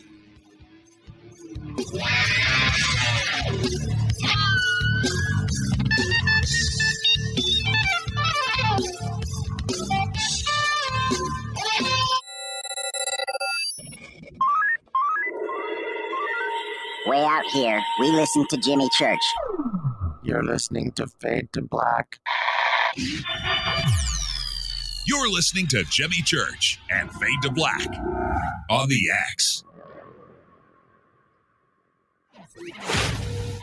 ¿Qué tal, mis amigos? Yo soy Mario Carson, el tiburón, y los invito para que escuchen a mi buen amigo Jimmy Church Radio. ¡Claro que sí! The Believer is the chilling true story of Dr. John Mack, a renowned Harvard psychiatrist and Pulitzer Prize winner. This is an outreach program from the cosmos to the consciously impaired. He risked it all to investigate human encounters with aliens. The Believer, Alien Encounters, Hard Science, and the Passion of John Mack. Written by award-winning former New York Times journalist and author Ralph Blumenthal. Now available in paperback from High Road Books. Introducing the Game Changer blend from River Moon Coffee that delivers a customized blend made specifically for the Fadernauts. If the game is rigged, change the game. It's a bolder cup with some bite. Game Changer is the coffee of choice for those that prefer an organic dark roast that is slightly lighter and milder, but it's still dark. With wild notes of pecans and chocolate with a rich, balanced, full-bodied cup that is roasted to perfection for a great coffee to start your day, as an after-dinner coffee or anywhere in between. Artisan, small batch roasted to perfection. USDA certified organic, all River Moon coffee is freshly roasted and packaged in the USA. Just go to rivermooncoffee.com or click on the banners over on our site and use the promo code F2BBLEND for 15% off of your order today. rivermooncoffee.com. Do you want to be an official Fadernaut? Of course you do. This is Jimmy Church of Fade to Black. Just go to our membership section at jimmychurchradio.com. Fadernauts, when you think about the future of our country and where we're headed, do you wonder about the food supply? I do. Disruptions in the food supply chain could be disastrous, and they usually occur with little warning. That's why the smartest thing you can do today is to stockpile emergency food, water, and other essentials. I personally recommend My Patriot Supply. They're the nation's largest emergency preparedness company, serving millions of customers for more than a decade. In fact, they're the only source my family trusts for our preparedness plan. You should too. Right now, save 20% off a full 4-week supply of delicious meals that provide 2,000 calories a day. Saving 20% helps too, doesn't it? Especially now. So go to preparewithjimmy.com and get ready. That's preparewithjimmy.com. There's no time to lose. Do it now. So, you love talk radio? Then you'll love TalkStreamLive.com. TalkStream Live is always on, 24/7, with the best streaming talk shows. Find your favorite talkers and discover some new ones. It's free, readily available online or on mobile with any smartphone or tablet. Finding your favorite talk shows all in one place has gotten a whole lot easier. Just go to TalkStreamLive.com. Be sure to download the free apps from Google Play or the iTunes App Store. You listen to us, and we listen to you. And so does the CIA. Hi, I'm Ray Sobbs, and I'm here to tell you about something I really think you're going to like. The UNX Network is a part of a larger group called UNX Media, and one of the things we offer is the quarterly UNX magazine, which is available both in print and digital formats. This amazing magazine covers all aspects of the unexplained and makes for a great coffee table periodical that is certain to spark enlightening conversations in your living rooms. We invite you to check out the latest digital issue for free. Just go to unxnetwork.com/membership and fill out your free membership with your name and email and become a new free member. The new summer issue is now available, and the theme is Time Anomalies, which includes a feature article written by our managing editor, Lee Spiegel. Just go to unxnetwork.com/memberships. That's unxnetwork.com/memberships and get your free e-copy of the UNX magazine today. You are listening to Fade to Black with Jimmy Church on the Game Changer Network. Oi, oi, I'm Reese Evans. You're listening to Jimmy Church. This is Revolution. The revolution will not be televised. The revolution is on radio. Ciao.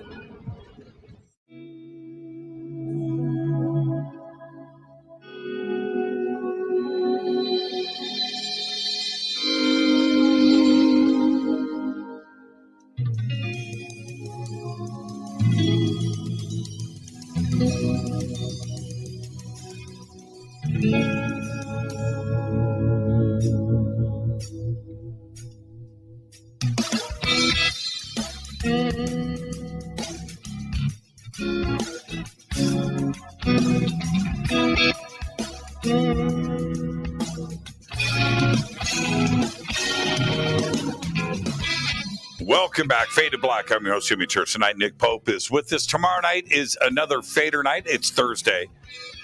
Open lines all night long, and a very spirited, open conversation tonight with Nick. And I always expect that when the Pope goes to church. I love that. But that's a T-shirt. I think there's a T-shirt in our future. Now, Nick, I'm going to give you a little heads up here. I have the feeling we're going to go into overtime tonight. I know that you think that we're going to just wrap this up in the next hour. There's too many things that I've made a list of notes, right? I never have notes. You know, it's just open conversation. But I'm like, no, we got to do this. We got to do this. And we just scratched the surface. So I'm giving you the heads up. Don't complain when I say that we're going to be going into overtime. I brought up Rendlesham. And do you get the same vibe that I do, that the Department of Defense wants to treat this as a new phenomenon and rename it, call it UAPs, and that this is all new stuff and nothing before 2004. Certainly, even though it was the United States Air Force, it was still in the UK. It's a joint base that was out there. They have the RAF. You have the local police departments that are involved. So this is a UK event as well. It's not just United States Air Force, and I'm talking about Rendlesham specifically. But shouldn't this also be a conversation with the Department of Defense when we're talking about the phenomena? It should be. Look, let's make no mistake about this. Just as the people involved with ATIP and ORSAP, wherever we think, and I know that there's a debate going on about the exact terms of reference of ATIP and ORSAP and what they did and didn't do and what the dividing line is between them. Look, setting that aside, there is no getting away from the fact that the people involved in all of that were fully aware of the Calvine incident and the missing photo that we discussed before the break. And they are fully aware of Rendlesham Forest. So don't be surprised. They may not want to address it, but they know about it. And it wouldn't surprise me if some of these, fairly bullish people in Congress who are asking these questions ask about Calvine and ask about Rendlesham. It's in the ATIP files, or it's in, I don't want to say the ATIP files. It is in files and databases that were,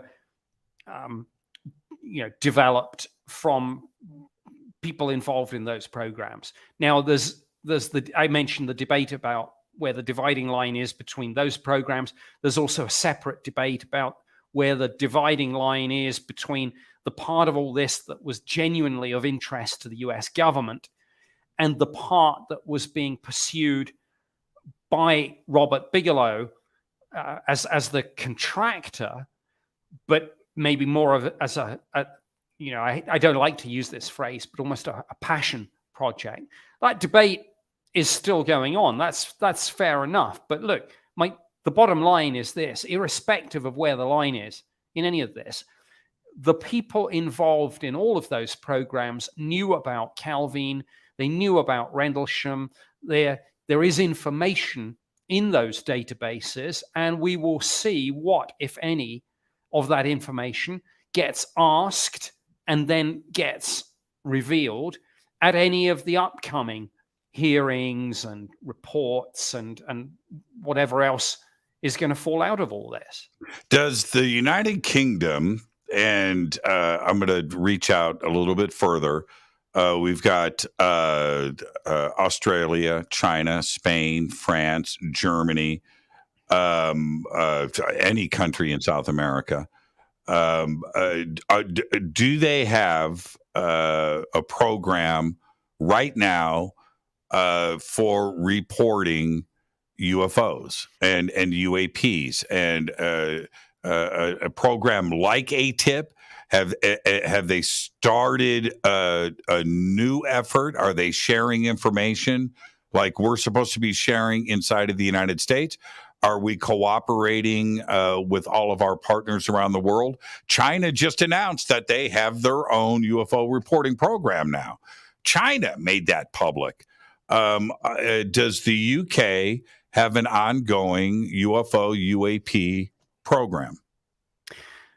Well, you're right. China and Russia definitely have active programs.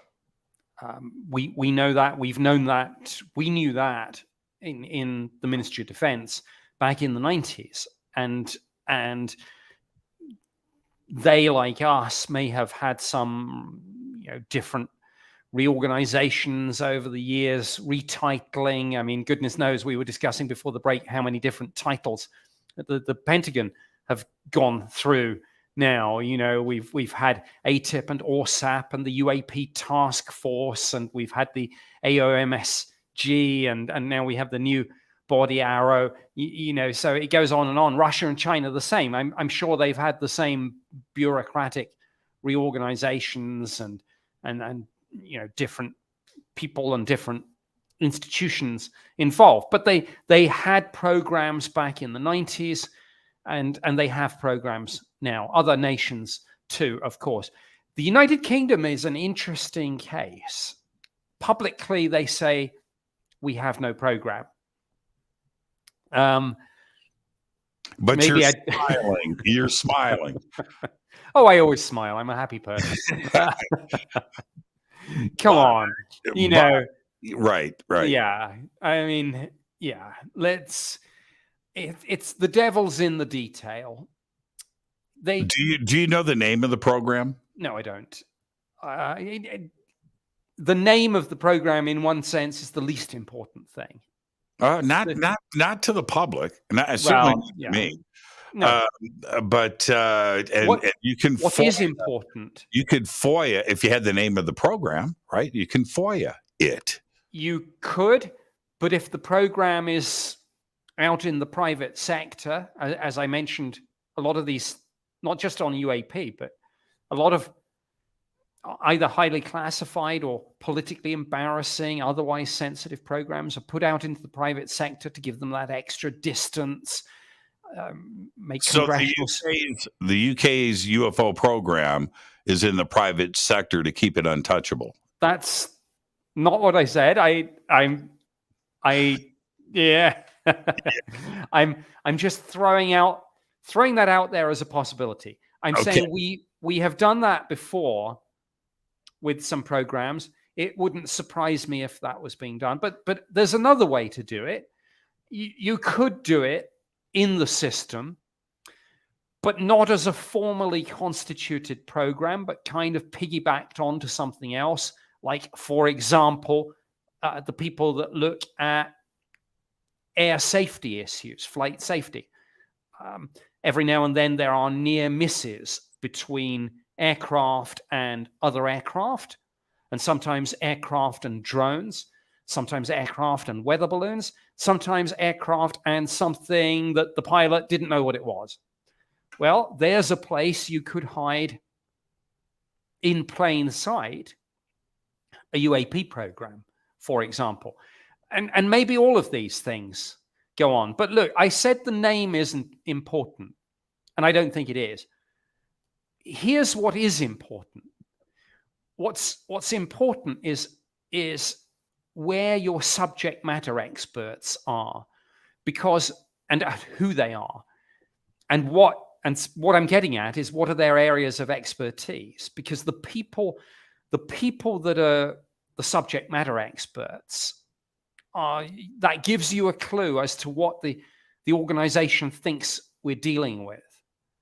So, for example, if you found that the UK had a program, but the program was embedded in the organization that studies, adversarial nations' missile technology, that would give you a clue that you're dealing with something decidedly terrestrial. You see what I mean? I do. Do you? Is there cooperation right now between the United States and the United Kingdom about UAPs and reporting and incidents and sharing what they know? And that also includes, like I said, Canada, Mexico, Australia, Spain, France, Japan. Is there a cooperation? Australia? Is there a cooperation and an open channel of communication between the friendly nations? There isn't. Back in the 1990s, and I think we've discussed this before, I was involved in setting up a classified intelligence assessment of the phenomenon, which is colloquially known as Project Condign. Mm-hmm. And the final, I wasn't involved in the study. I'd moved on by the time it got started. But the final report was dated 2000. And a lot of it has been publicly released. Large parts of it are still redacted, but it's out there.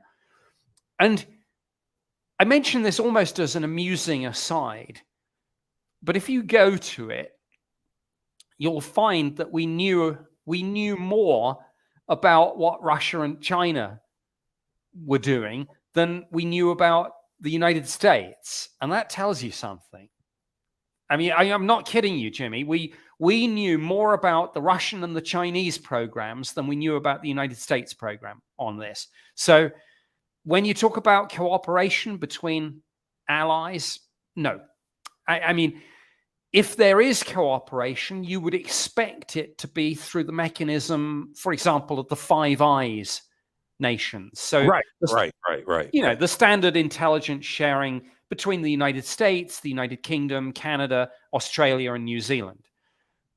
Now, a while ago, I think it was the Debrief, ran a piece where they had some sources who had been involved in the UAP task force. And they said some information about the UAP task force's preliminary findings has been shared on servers, intranet servers amongst the Five Eyes nations. But, it's the easiest thing in the world to put something on a server. But unless the right person, unless the right subject matter expert at the other end gets to see it, it's useless. And that's why I say a lot of this, it doesn't matter what you call the program. It matters where you embed the program and who is read on to the program and has the appropriate security clearance and need to know to be read on and to get the data. Now here is okay. Now let's change gears, but not really. I want to talk about Avi Loeb's efforts and your involvement with that. We'll get into this very deeply, but on the surface, on this program, I asked Avi. I said, "Look, man, have you seen the movie Contact? Right? Don't you know the issues that are in front of you with Project Galileo? If you, the Galileo project, that if you had something, right, and it was there, that there is a very real possibility of the government stepping in, going, not so fast. That information's not going public. That's staying with us first." And that is Avi's response to that. You may have heard it. Was, I'm not worried about that. This is a private venture, and I'm aware, but no, that won't happen. I'm not so sure that is a positive way to go. We've also got the James Webb, and we'll get into that too as well. But if Avi, with the Galileo project, which is scanning the skies from horizon to horizon, with input from an international body of astrophysicists from different countries. Now we're talking about an international effort going on here and a cooperation. But if something is discovered, will it actually go public? Well, I go back to the movie. You mentioned Contact. One of my favorite bits in the movie is the bit where Ellie Arroway makes the discovery and everyone is sitting around afterwards, and one of the other scientists turns to her and says, "Who do we tell now?" And she says, "Everyone." Everyone. And you can't get the toothpaste back into the tube. So these days, in this 24/7 media cycle, multimedia, social media world, if somebody makes an announcement, that's it. It's out there. And like I say, so Avi Loeb is absolutely, I think, one of the heroes of modern science. And the Galileo project is I think, very aptly named after Galileo, of course, for somebody whose ideas at the time were seen as heretical, but who now everyone looking back, of course, looks on him as the guy who got it right. Mm-hmm. And I suspect that's how history will remember Avi Loeb. And he's not just a scientist. He is a thought leader when it comes to this in a situation where we need those thought leaders. I think you could say the other person on that level is probably Michio Kaku, who's also making a lot of very, very proactive, helpful statements about all this. But Avi Loeb has built a multidisciplinary team for years. I don't have to tell you, for years, people in the UFO community complained, "Oh, we can't get scientific community interested in this subject. Why isn't science looking at this? Why isn't academia looking at this?" And sometimes all it takes is one brave visionary. Ironically, with alien abductions and UFOs, you could say it was John Mack at Harvard. Now it's Avi Loeb at Harvard. At Harvard, right? Is that just coincidence? Probably, but I like those kind of connections. I'm not a scientist, but there are a number of people, research affiliates, who are in the Galileo project, of whom I am one, who because of their backgrounds, we maybe can offer some advice and help from time to time to assist Avi and his science team in driving things forward. And I know this has started. I know this has started some conspiracy theories that I'm involved in this as a research affiliate, and so is Lou Elizondo, and so is Chris Mellon. But look, there's no secret about this. You can go to the Galileo Project website. You can click. You can read the names of the research affiliates. If there was anything sinister about that, it wouldn't be on their website, and it is. So the Galileo Project absolutely is about openness and transparency and data. Avi often says, he's probably told you this himself in your interview. He says, look, people can have their preconceived ideas, but I'm interested in data. Give me the data, and I, as a scientist, will go where those data take me. Now, he's looking literally and metaphorically through new telescopes. And I mean that literally in the sense of building telescopes and hooking them up to systems that will interrogate the data with AI and machine learning and go further and deeper than anyone's gone before. But I say it's not just literally, it's metaphorically looking through new telescopes. It's looking with fresh eyes and an open mind at a project, at a subject that science has for too long ignored. And so I think Avi Loeb is at the forefront of something very, very interesting right now. He's got a lot of people gathering around him, a lot of other thought leaders, a lot of private donations, people who are saying, look, I don't want to give this to the government. I want science to find this first, and I want you people to publish it. There's I was reading one of the comments in the chat room about Avi being new to the scene. And I just replied back, no, you're wrong. If you know anything about Avi, he has had an interest in this subject that goes back decades. And he has been talking about this and using physics and the ability to study the science behind this to find out what is going on and if contact is possible and if it's ongoing today. And certainly his book Extraterrestrial spells it all out. Avi didn't wake up a couple of years ago and go, you know what? I'm a UFO guy. No, he knows a lot about this subject, and it has been a point of his research now for over 20 years from just a pure astrophysics mindset. And that's one of the things when we talk about a champion here, and you're right about this, Nick, in that he has got a foundation when it comes to the subject of UFOs, aliens, life in the universe and probabilities of all of this.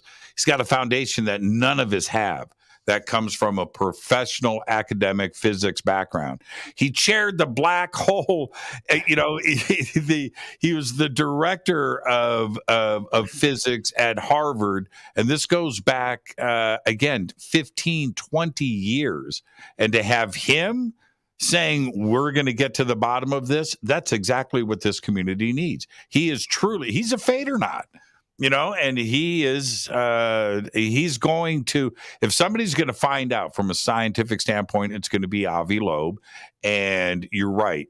He put himself out there, and all of the other physicists and scientists from around the world that do have an interest in this needed him to put his foot forward first. And now he has built this team. Yeah, and if you go onto the website, not just the research affiliates, but go and look at the science team, and you'll see how multidisciplinary it is. And I mean, look, the scientific method is the scientific method, whether you're talking about UFOs or whether you're talking about the mating habits of geckos. I mean, the scientific method is standard. You put forward hypotheses. You devise an experiment to test them. You gather your data. You analyze your data, and then you peer review it, and you publish, and then you repeat.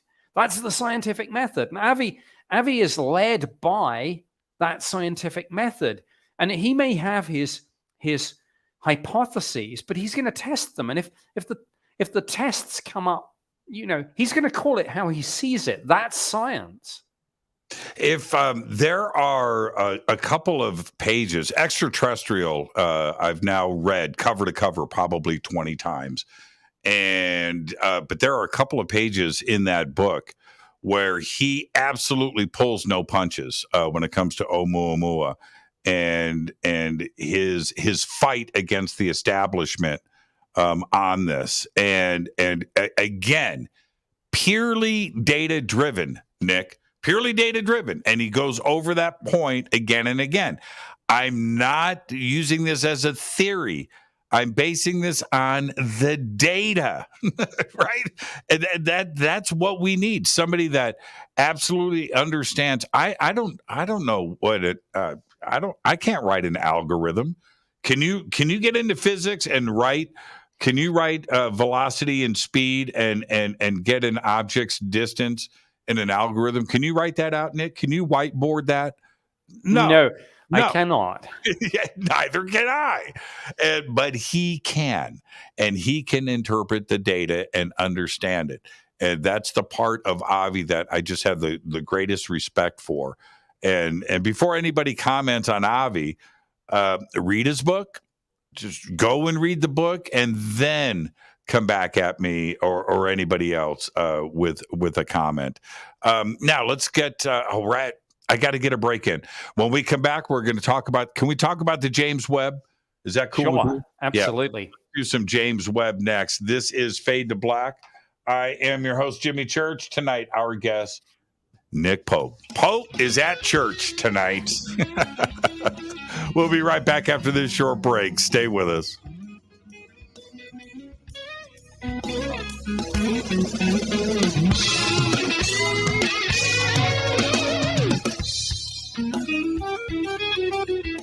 Hi everybody, this is Rob Halford, the Metal Guard on JimmyChurchRadio.com. Your 1 million gigawatt paranormal powerhouse, KUNX-DB, the X.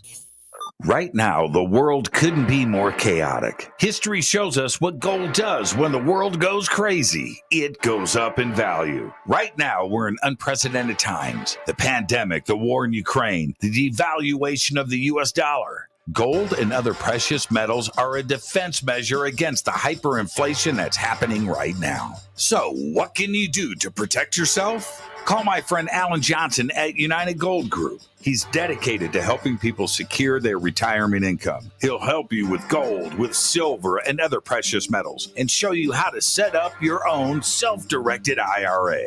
Safe and secure, United Gold Group makes gold ownership easy and affordable. There couldn't be a better time, so call now and get a silver American Eagle proof set with a qualified IRA. Call 800-753-8534. That's 800-753-8534 or visit UnitedGoldGroup.com. Reach out to my friend, Alan Johnson. The Believer is the chilling true story of Dr. John Mack, a renowned Harvard psychiatrist and Pulitzer Prize winner. This is an outreach program from the cosmos to the consciously impaired. He risked it all to investigate human encounters with aliens. The Believer, Alien Encounters, Hard Science, and the Passion of John Mack. Written by award-winning former New York Times journalist and author Ralph Blumenthal. Now available in paperback from High Road Books. Are you ready to read about true paranormal events? Unix Media publishes nonfiction books about UFOs, ghosts and haunted places, time anomalies, cryptid creatures, and more. Just like KUNX-DB Radio, it's all about unexplained phenomena. Visit www.unexmedia.com to see our list of great book titles by Debbie Ziegelmeyer, Gene Walker, Devin Listrom, Wayne Lawrence, Bill Spicer, and yours truly, Margie Kay. That's unexmedia.com. This is Jimmy Church of Fade to Black, and I only drink Fade to Black blend coffee from River Moon. Just click on the River Moon Coffee banner at jimmychurchradio.com. Promo code F2B Blend. This is the only way forward. This is Fade to Black. Make contact. Join us August 5th through the 7th, 2022 at the Drury Conference Center in Cape Girardeau, Missouri for the launch of the Midwest Conference on the Unknown. There are 3 interactive days packed with vendors, exhibitors, and nationally recognized researchers presenting on unknown topics like UFO UAP phenomenon, ghosts and Bigfoot, and Missouri's own Momo, the Missouri Monster. Cape Girardeau has long been one of the most sought-out areas for UFO enthusiasts since the 1941 UFO crash. And now is your chance to be a part of the inaugural conference. Visit cape-events.com or follow us on Facebook at Midwest Conference on the Unknown for more information. Ex-listeners get 30% off by using the promo code XVIP. That's cape-events.com, promo code XVIP. When you take the beans from Central America with dashes of Indonesian and African mixed in and then roast it to the dark side of Fade to Black, you create the ultimate brew of fringe. Introducing the Fade to Black blend from River Moon Coffee. Yes, River Moon's darkest customized roast was created for the love of Fade to Black. The alchemy of masterful roasting and smoking the beans is in every sip of this full-bodied, dark Java. I need my coffee dark, deep, with distinct bittersweet chocolate highlights, just like the bunker. Leaning further into the darkness of the roast is Fade to Black blend from River Moon Coffee. Just click on the banner at jimmychurchradio.com and use the promo code F2B Blend for 15% off of your order today.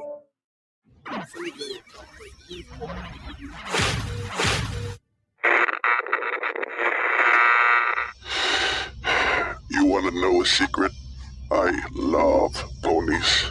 I really love ponies. I'm serious. I couldn't stay sane without ponies to brush. Why Fade to Black? Because you never got that pony. Damn it. This is Fade to Black with Jimmy Church on the Game Changer Radio Network.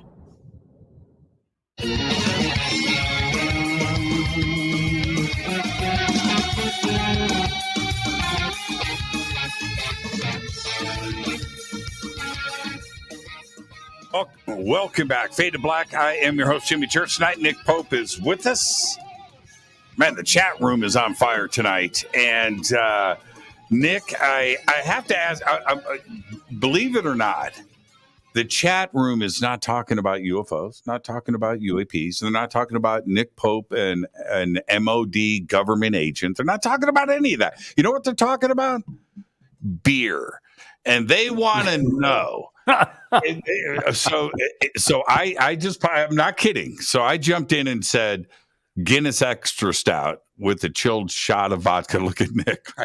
Okay. And I said, okay, I'm going to ask Nick after the break. What do you're from the UK, beer capital of the world.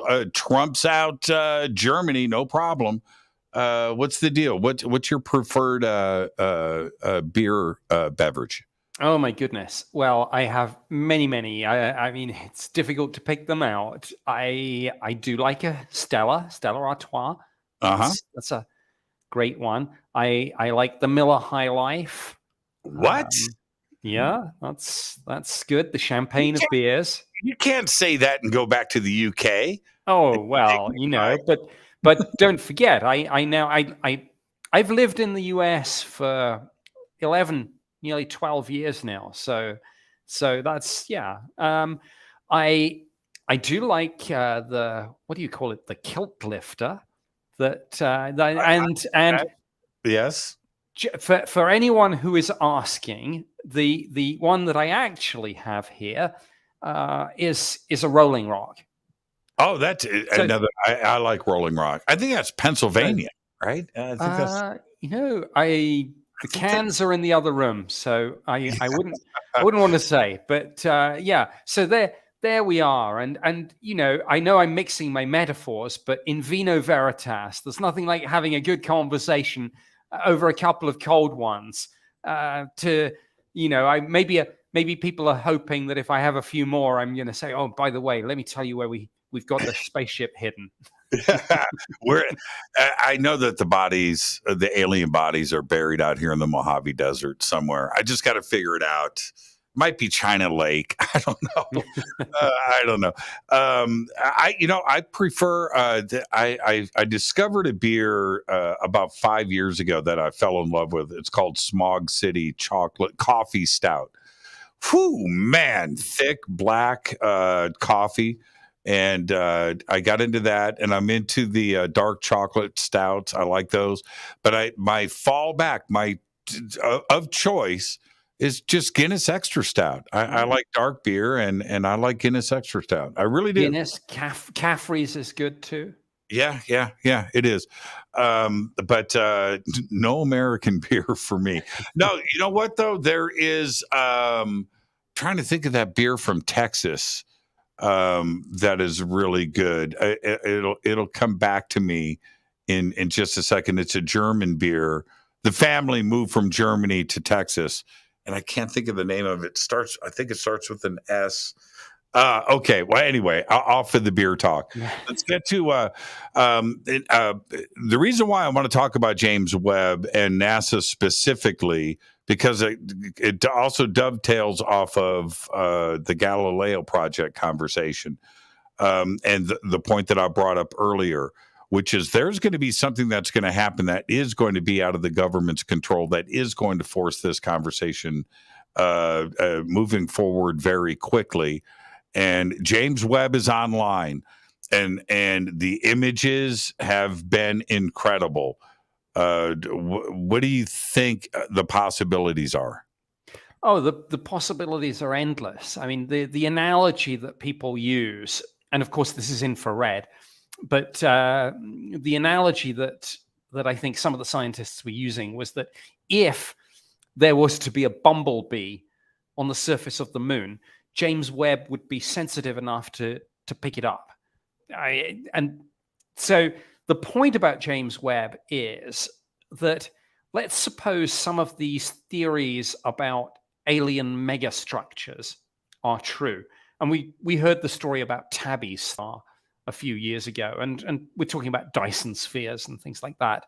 Mm-hmm. If those things exist, and if they're out there in our little part of the Milky Way galaxy, James Webb has the potential to find them.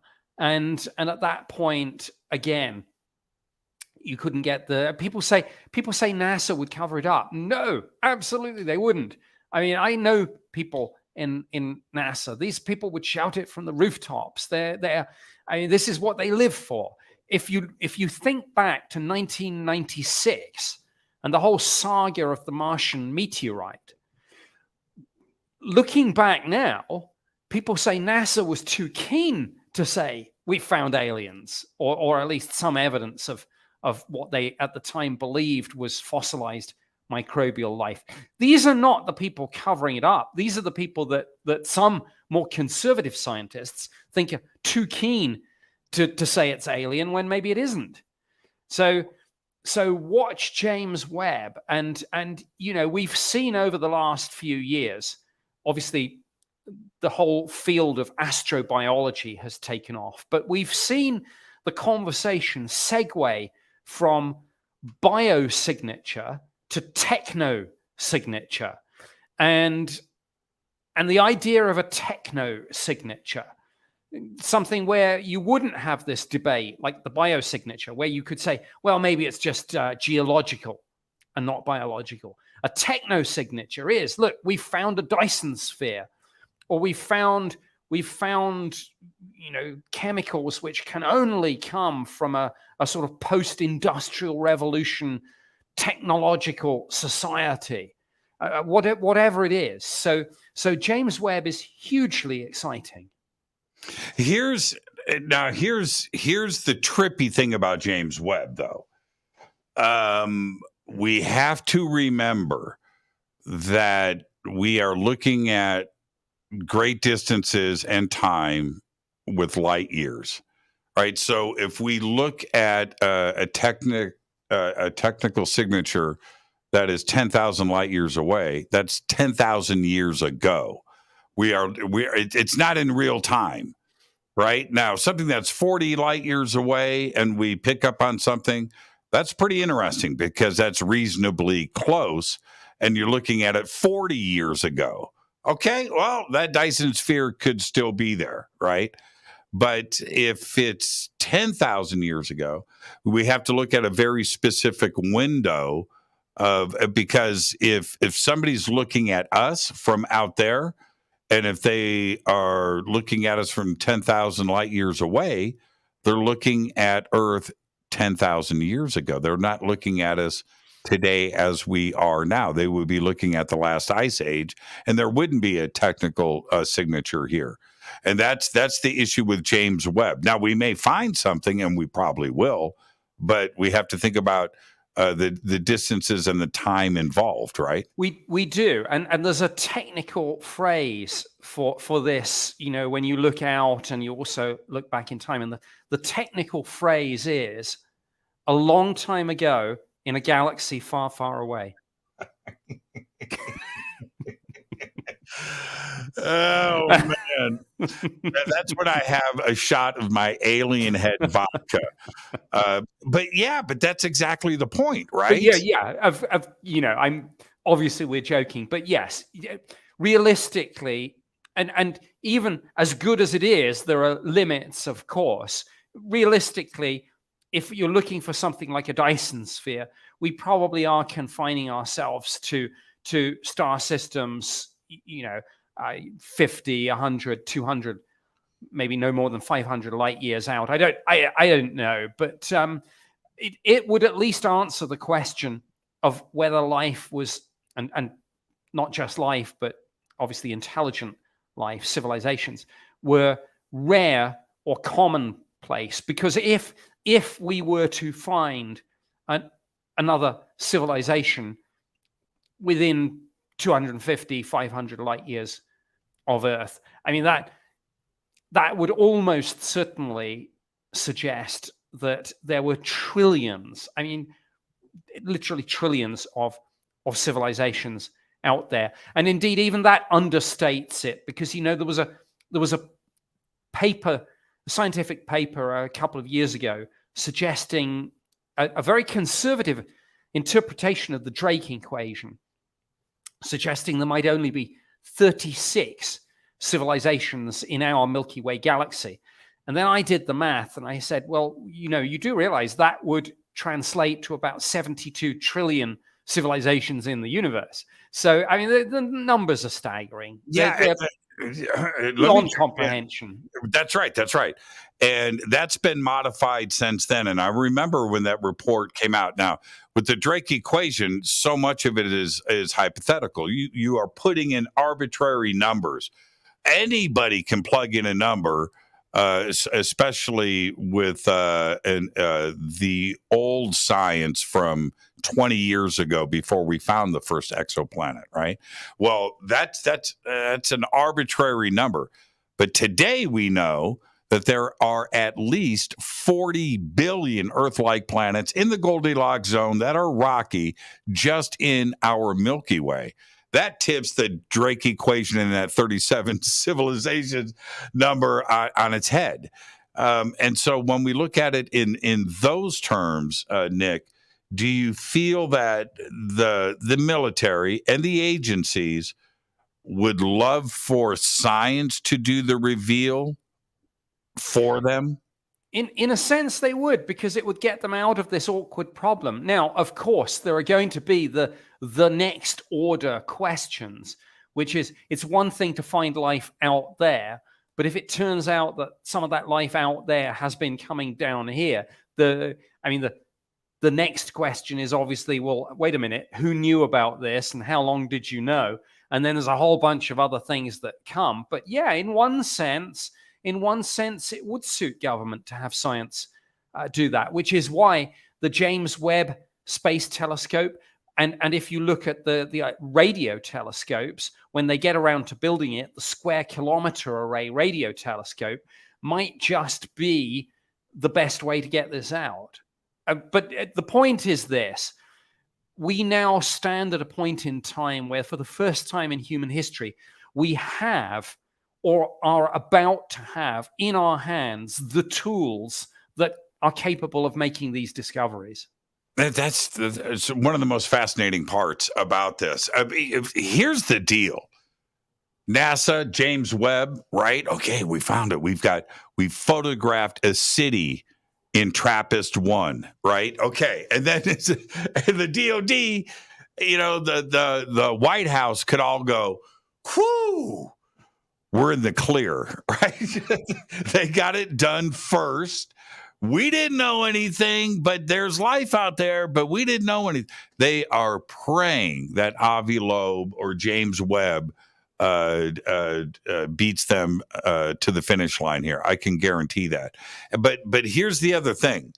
The James Webb is able to, this is for me the most fascinating thing, that for the first time, we've always wondered about what's out there, but we can actually look at a possible biosphere and atmosphere of a planet 1 million light years away, right? Wait a minute. That's where we are technically today. I am just blown. I can't wrap my head around that, but we are able to do that today. It's fascinating.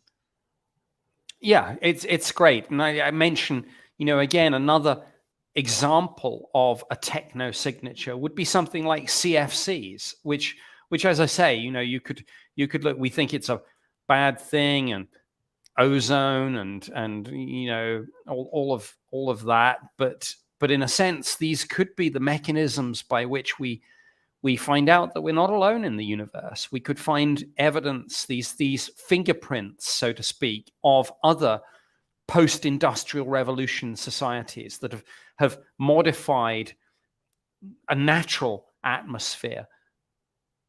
The techno signatures that we are looking for, the evidence of galactic trade, something traveling amongst the stars, again, like trade routes and stuff.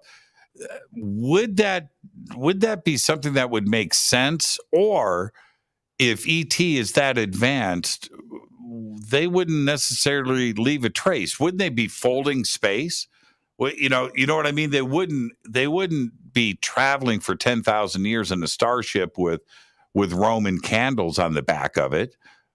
Probably not. No, probably not. But I mean, it's always an interesting analogy that if you were to use the fastest space probe that we've ever built and point it directly at Proxima Centauri, it would take 75,000 years to get there. So sublight travel is either never really going to work for viable interstellar travel, or certainly only for machine intelligence, AI, that wouldn't matter. The machine could turn itself off and reboot, and the journey would be instantaneous. But yeah, the bottom line is we don't know. But what we do know is that almost certainly every advanced technological civilization, however they traveled,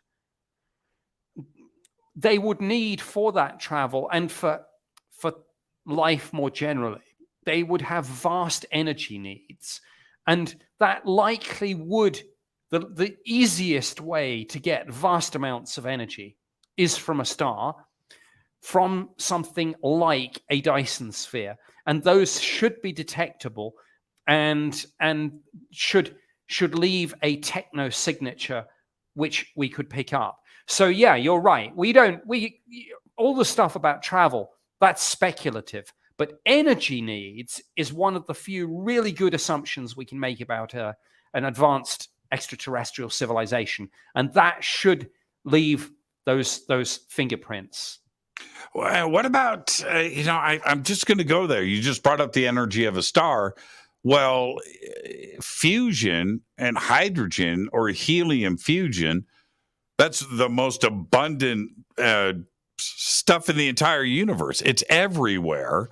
And if you are bending or folding space or need the energy to create a wormhole and open it up so it'll stay open so you can pass through it, certainly hydrogen and helium-3 would be an energy source for that.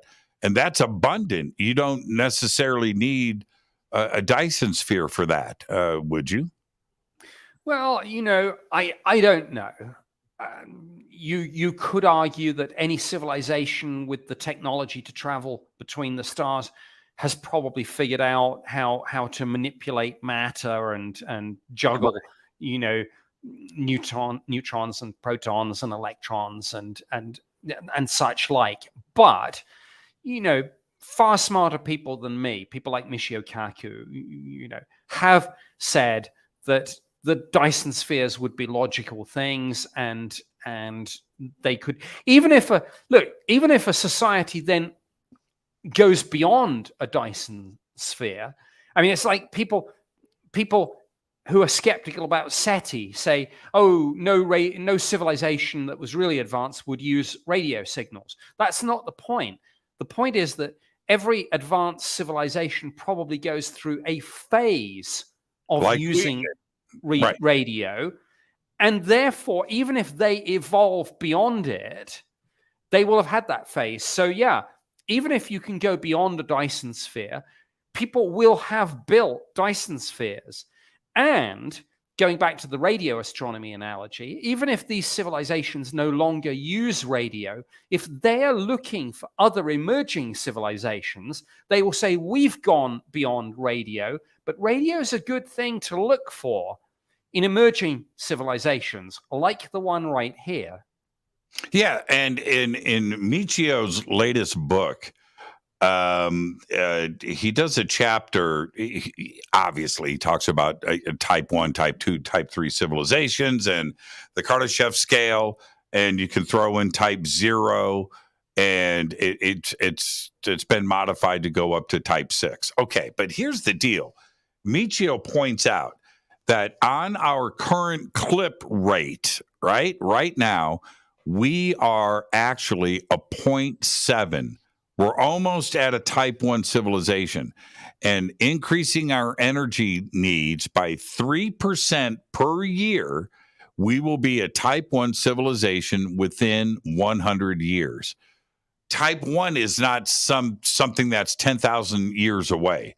Type 1 is 100 years away, and we will be at Dyson sphere status in 100,000 years or less. And that's where we are. This stuff is within our grasp. We are what we are looking for. And I find that just so interesting where that's with the James Webb and where it is 1 million miles from Earth, that technically we are at that point in our civilization and our evolution. We are about to become a type 1, not in my lifetime, but maybe in my children's lifetime. Well, I wouldn't rule out saying your lifetime. We're looking at almost an exponential increase in technological advance. But the real game changer, of course, is AI. And if AI starts to do what some people believe it can do, and solve, for example, some of the if you go on and you look at things like the major unsolved problems in mathematics or computer science or physics, AI might suddenly reach a point where it can start doing these things, and then suddenly maybe can deliver not just the theoretical physics, but what you need in conjunction with that, the aeronautical engineering, the aerospace engineering, to actually build things. And we could go from Kardashev 1, 2, 3. Who knows? I don't know. And this is why I'm very interested. I know this is completely off topic, except it isn't. I'm following, as I'm sure you are too, the story of the Blake Lemoine and the Google Law MDA program, which he believes just got fired. They fired him. Yeah. Well, I don't know I don't pretend to know whether AI could ever become truly sentient, or whether it would just be mimicry so good that it's indistinguishable from sentience. But in a sense, it doesn't matter. My point is, what could AI deliver in terms of advances in our scientific understanding and our technological development that could take us to a type 1 civilization and beyond quite rapidly? I've got some friends that aren't that sentient. I'll go on the record and say that my dogs are more sentient than some of my friends. But you bring up a really good point. But the thing is, and we'll come back when we come back after the break. I actually want to talk about Roswell and the significance of that. I know that you just got back from Roswell. We can talk about that, but I want to talk about Roswell specifically. But Brian Greene and other physicists out there, when they talk about what consciousness may be, they're afraid of it because they can't measure it. But they feel that it may just be chemistry, and that every particle in the universe has got a little piece of consciousness in it. And then you put this mass between our ears, boom, and consciousness accumulates. But if that's the case, Nick, well, computers are made of particles. Chipsets are made of particles. And are we then accumulating consciousness on chipsets?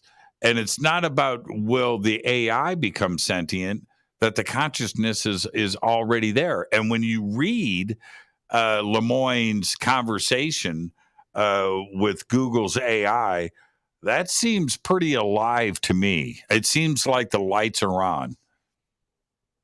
Yeah, I mean, it's maybe it's unknowable, but I've read that interview too. And sometimes, the best thing is to just sometimes go with your gut and say, what does it sound like? What does it look like to you? And I read that and I was like, okay. Yeah, right. When he goes, what do you fear most?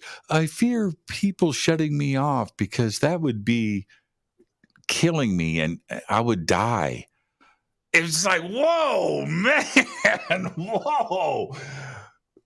That's sentient, there is no other way to put it. And I remember there was another line in there, humans, us, right? Referring to itself as human. And it was in a way, it was kind of heartbreaking because the software, the AI knew it wasn't human, right? And admitted to that. If anyone's read the news stories, that's fine. But if anyone listening to this is interested, don't just read the news stories. Read the text of Blake Lemoine's conversation with Law MDA, and then decide for yourself. It was crazy. Let's take our break. Let's do some overtime and come back and talk some Roswell. And this is the fun thing about overtime. You're drinking a cold beer out of a 2-foot glass. That's pretty impressive. I like to have fun in overtime. Let's loosen it up a little bit. Great conversation tonight with Nick Pope. Nick, stay right there. This is Fade to Black. I am your host, Jimmy Church. We'll be right back more with Nick in overtime right here on Fade to Black. Stay with us.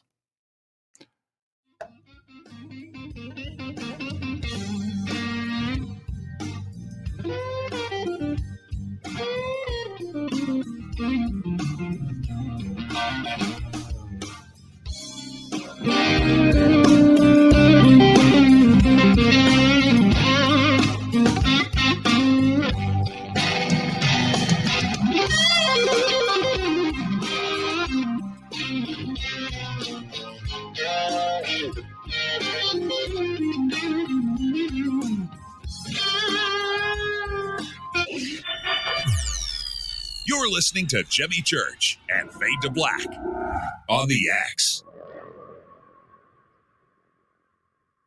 Hey, what up, y'all? It's your girl Vivica Fox here, and you are listening to my boy, Jimmy Church, on JimmyChurchRadio.com. Despite popular opinion, reading a book will not make you smarter. But listening to Jimmy Church will. Hello, Fadernauts. Jimmy Church here. You've seen me with my thunderstorm. Now you can purify the air in your home and get healthy, clean, fresh-smelling air and eliminate odors just like I do right here in the bunker. The Eden Pier Thunderstorm uses oxy technology that naturally sends out O3 molecules into the air, which seek out odors and air pollutants in your home and destroys them. It's called a thunderstorm because it purifies the air just like after a thunderstorm. And right now, you can save $200 on an Eden Pier Thunderstorm 3-pack for whole home protection. With this special offer, you're getting 3 units for under $200. Seriously. Go to EdenPureDeals.com and use Fader3. Shipping is free and it's easy. Just scroll down. You'll see my name right there, Jimmy Church. Click on it and get your deal today. That's EdenPureDeals.com. This is Billy Carson, founder and CEO of ForbiddenKnowledge.tv. ForbiddenKnowledge.tv is the fastest growing and one of the most watched networks in the world. And I would like to personally invite you to check out our expanding library of TV, film, lectures, and special presentations. ForbiddenKnowledge.tv has over 6,000 videos covering lost history, health, UFOs, spirituality, and our future. We are committed to our community, and with my personal invitation, you can, right now, get your own free 30-day membership at ForbiddenKnowledge.tv. Your own library of information starts today at ForbiddenKnowledge.tv. Your 1 million gigawatt paranormal powerhouse, KUNX-DB, the X. Are you ready to read about true paranormal events? UNX Media publishes nonfiction books about UFOs, ghosts and haunted places, time anomalies, cryptid creatures, and more. Just like KUNX-DB Radio, it's all about unexplained phenomena. Visit www.unxmedia.com to see our list of great book titles by Debbie Ziegelmeyer, Gene Walker, Devin Listrom, Wayne Lawrence, Bill Spicer, and yours truly, Margie Kay. That's unxmedia.com. Introducing the Game Changer blend from River Moon Coffee that delivers a customized blend made specifically for the Fadernauts. If the game is rigged, change the game. It's a bolder cup with some bite. Game Changer is the coffee of choice for those that prefer an organic dark roast that is slightly lighter and milder, but it's still dark. With wild notes of pecans and chocolate with a rich, balanced, full-bodied cup that is roasted to perfection for a great coffee to start your day, as an after-dinner coffee or anywhere in between. Artisan, small batch roasted to perfection. USDA certified organic, all River Moon coffee is freshly roasted and packaged in the USA. Just go to rivermooncoffee.com or click on the banners over on our site and use the promo code F2BBLEND for 15% off of your order today. rivermooncoffee.com. Are you intrigued by Paranormal Talk Radio? You'll love the new Paranormal Radio app from TalkStream Live. You'll find a great selection of talk shows covering UFOs, ghosts, strange phenomena, and much more. Download the Paranormal Radio app now and start listening to the very best in paranormal talk entertainment, including the network you're listening to right now, the Paranormal Radio app, free in Google Play and the iOS App Store. Erica, Brittany, Gabby, and you're listening to JimmyChurchRadio.com. It's not a lifestyle we chose. We were born this way. This is KJCR at JimmyChurchRadio.com.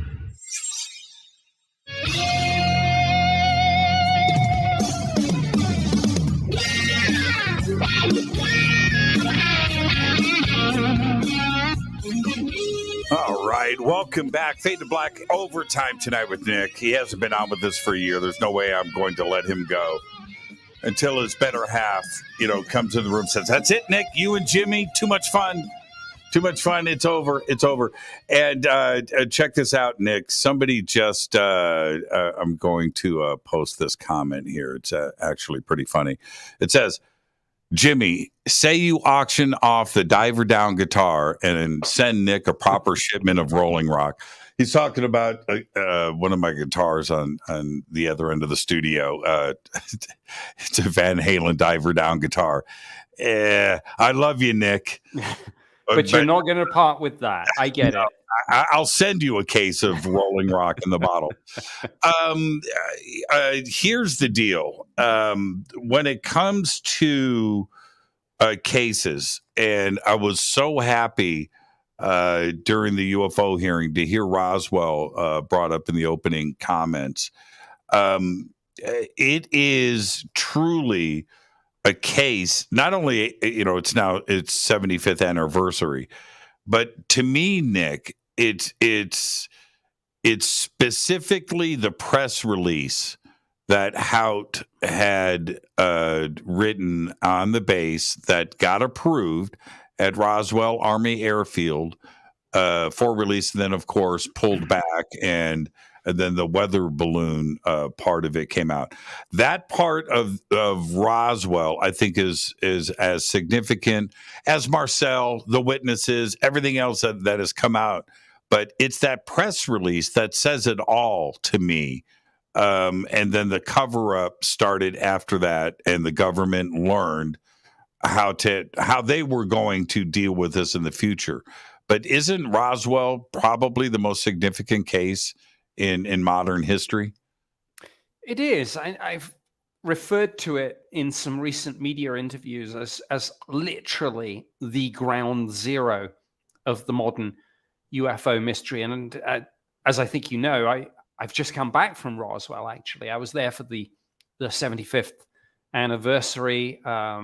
Lots of people obviously interested in being a part of that. Lots of media outlets there too, covering it. And yeah, I mean, look, in the run up to the 50th anniversary, as you know, the General Accounting Office did a review of this. I think it was Senator Stephen Schiff who was instrumental in that.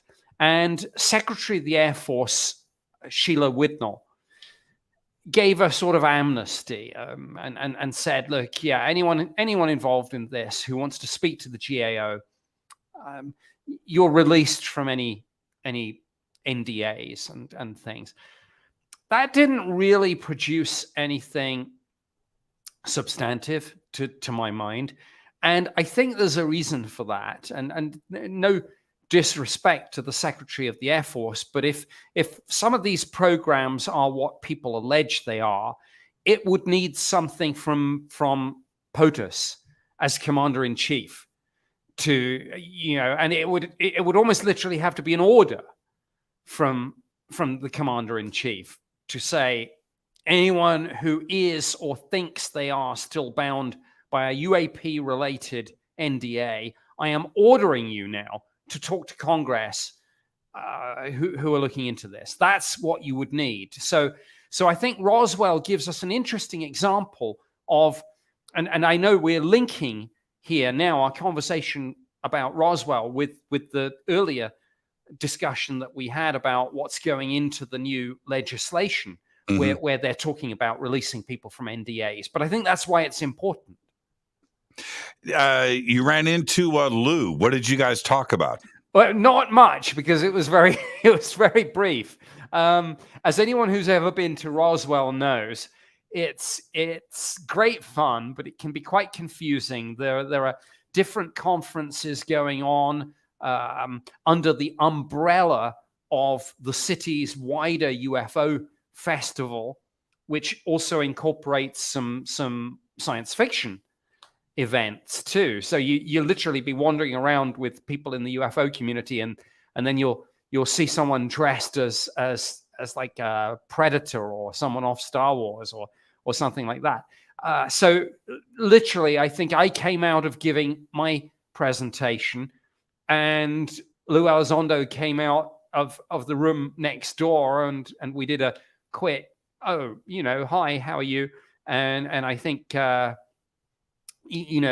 sat in on one of his talks, and he was kind enough to sort of say something about my MOD work and how he had been aware of all that, of course. But I'm not going to pretend that we had a deep and meaningful conversation, because it was just a sort of blink and you miss it. Right, I have to get back in that room. He has to get back in that room. You know how it is at conferences. You've been a part of that. You are a part of that. Just a little bit. But what do you make of when we take a look at Lou, and certainly Chris Mellon goes into the conversation too as well, and where they come from and where they are now in the UFO community and their drive for pushing this forward? What do you think of those efforts, and would you change anything? Well, look, I don't pretend to have a complete overview of what's going on. I don't think anyone can. I mean, these people have been in the intelligence world, and as you know better than most from your involvement in interviewing a lot of these people in the shadowy world of intelligence, very often things are not what they seem. So are these people the real deal? Absolutely. Is everything as it seems? Not necessarily. I mean, in like I say, in counterintelligence, in intelligence, that's the whole point. So watch what's going on. But what's really, really going on it's not necessarily what people think is going on. But the question is, would you use the same approach that he and Chris and their circle are using with Washington, or would you do something different? Well, it depends what you think the strategic aim is. But if the strategic aim is to get congressional engagement, then yeah, absolutely. They're doing a very good job of doing exactly that. And I'm not putting you on the spot. What I'm referring. Yes, you are. Well, because I think you should. But the show's not about me. It's about my guests. But I don't know if I would do it the way that they're doing it. And I'm okay with saying that. I feel that the approach of ignoring certain aspects of the phenomenon and keeping the lane very narrow, I'm not for that. I think that there are other things that need to be considered and talked about. And there are citizen witnesses. There are civilian pilots. There is plenty of data out there. And none of that is being considered or talked about. And I feel that, I'm not speaking for Lou and I'm not speaking for Chris, but they don't want to go woo. Yeah. Right? No, they want to keep this narrow. And I think that there is some woo here that needs to be talked about. Yeah. Look, here's how does the phrase go? Softy, softy, catchy monkey. That's right. I mean, it's small moves. At the moment, whatever you think the ultimate strategic aim is, these people have the audience captivated. And they have them captivated because they've cleverly framed this as a defense and national security issue. And as you say, quite rightly, they've narrowly focused in on sightings from military pilots, radar operators, forward-looking infrared. What do the military satellites show? Let's talk about a bit of science. And that's about it. Are we going to do alien abductions? Absolutely not. Are we going to do cattle mutilations? No way. Yes, I get that people have or believe they have these experiences, and they're like, well, what about me? Fair enough. I get that. But here's the thing. If you've suddenly got the attention of the Senate Intelligence Committee or the House Armed Services Committee, because you have had that conversation, that narrowly focused conversation about pilots and radar and all that. The moment you say, oh, and one more thing, the abductions, you lose that. It's like, okay, I was listening, but I'm done. And you lose the room. And that's so I share people's frustration that the wider stuff is not being brought in, but I absolutely understand why it is being done the way it's being done. But what about, okay, I'm not necessarily saying that Travis Walton should be called as a witness in front of the House subcommittee, but maybe he should. But what about Japan Airlines, right? And over Alaska? All of the data that you need is right there. The radar data. You have the Air Force Base connection. You have 2 pilots on that plane that reported all of this. Why not that? Why isn't this a bigger scope? You know, like I said, widen the lane just a little bit and get outside of the military aspect of this, because there are tens of, not just Dave Fravor, right? We're not talking about just Dave Fravor. There are tens of thousands of pilots out there that have had sightings. Why not bring in the biggest cases and just widen the lane? Let's go from single lane to double lane and open it up a little bit. I agree with you on that. Yeah, I would bring in the civilian pilots, the commercial airline pilots, particularly if you do have corroborative data in terms of things like radar. Absolutely. But like I say, they've played, it's like, imagine this as a game of poker. You play your strongest hand, and the people playing this, people sitting at this table right now, they believe, rightly or wrongly, that their strongest hand is those military cases. Yeah, eventually you have to widen the lane, as you put it. I think that's a good phraseology. But for the time being, they're just very narrowly focused on that, because they know that's the way to get the attention of the Armed Services Committee and the Intelligence Committee. Do you anticipate, and I know that we do this every single year, Nick, you've been doing this for a very long time, next year is the year. We didn't get it this year, but next year is the year. And the UFO community has been very patient. We'll wait another year. We'll wait. But this is the first time in history where we are at a tangible point, right? Where this could be the year. Do you anticipate something breaking loose here? You know, I never like to make predictions about disclosure, particularly with a big D, but I would go back to our earlier conversation and say, look, there's nothing new about congressional hearings. We had those decades ago. So that's not the game changer. The game changer is the technology. The game changer is the fact that any moment, if there are advanced civilizations on planets orbiting nearby star systems, any moment now, we might actually discover through science repeatable evidence of that. And at that point, the conversation's over, or at least one conversation's over, another begins. So I don't want to make a prediction, but I think I go back to my phrase that for the first time in human history, we now have the tools perhaps in our hands to make those discoveries. One last question, then I'll let you go. You can take your time. We've got 5 minutes before the end of the show.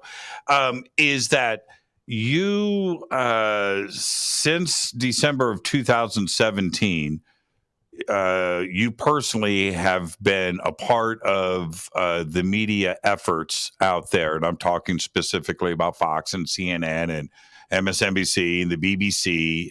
You've been part of that media coverage, along with Fravor and Elizondo and others. But the last 6 months or so, it's slowed down quite a bit compared to what we've had for the last 3.5, 4 years since December of 2017 and TTSA. What's causing that? And do you feel that the media has pulled back a little bit? Well, I think there's just such a lot of other stuff going on, you know, whether it's Ukraine or monkeypox or inflation or whatever it is, that there's a certain degree of there comes a point where it's like, yeah, UFOs, yeah, we've done that. In a sense, it's good news. It's like when people get tired of this, it proves that it's almost entered now the mainstream. It has fully transitioned from fringe to mainstream. I mean, yeah, sure. I do a lot of I mean, I'm one of the media's go-to people for this. I see my role now as more of a communicator than a researcher or an investigator. Now I'm outside of government. I mean, one of the fun things that I do, for example, is not just Ancient Aliens, the TV show, but Ancient Aliens Live, the live events that we've just started doing. 4 of them already, and I don't think it's any secret to say that there's an aspiration to do some more. So watch this space. But that's taking. I mean, people think this doesn't matter. It does matter. What this is doing is taking this subject to live audiences of 1,000, 2,000 people each evening, whatever, having a conversation. The first round of events that we did, it was Giorgio Tsoukalos, myself, William Henry, David Childress, Travis Taylor. What have we found out since those first 4 Ancient Aliens live events? Travis Taylor had a guilty little secret that he was chief scientist for the UAP task force. So this is important. This is like, it goes back to that line from the movie Contact. Who do we tell now? We tell everyone. And that's what we're trying to do, whether it's through Ancient Aliens Live, whether it's through Tucker Carlson Tonight, any of the other TV things that I do. And it's not Republican or Democrat. You've only got to look at Congress to see that it's Marco Rubio and Kirsten Gillibrand in these divided political times. Isn't it interesting and great that UFOs, UAP is bipartisan? Yeah, nonpartisan. Yeah, nonpartisan. Yeah, nonpartisan. I have found that very, very interesting. And here's the other thing. I don't do politics on the show, but I'll do the conspiracy of politics every night. And here's the interesting thing. I'm wondering if there will be candidates, and we're coming up on election year, that are going to tap into the UFO vote. Right. I think that is one of the turning points in history, that the UFO vote could be something that could decide some of the elections coming up. It's an interesting thing. Politicians used to regard this as like the third rail. I don't want to touch UFOs. But now, whether it's Rubio or Gillibrand or whatever, people are touching it. And it's not adversely affecting them. So I say, yeah, bring it on. Let these people step up to the plate and ramp it up even more. And let somebody say, I'm going to be the disclosure candidate. Yeah, that's right. Nick, thank you so much, man. Let's not wait a year. Okay, let's not wait a year. Go do your thing tonight. Thank you so much. This was a perfect show and a great way to end it. Thank you so much, Nick. Behave and be well. Where can everybody reach out to you? My website is nickpope.net. The social media platform on which I'm most active is Twitter, where I am Nick Pope MOD for Ministry of Defense. Nick Pope MOD. Thank you so much, Nick. Behave and be well. And we'll talk later on this week. Thank you so much. Okay, bye now. Nick Pope. That was a perfect conversation and a perfect show. So much to unpack in the conversation. We'll do that tomorrow night on Fader Night. But wow. And if we go back to the opening of the show tonight with the Calvine photograph, and showing the illustration, the recreation, and the actual photograph, which Nick said was a photocopy of a copy of the original photograph. Wasn't that interesting? And that it may be part of the UAP task force and that briefing packet. Isn't that interesting? Lots of other things discussed tonight.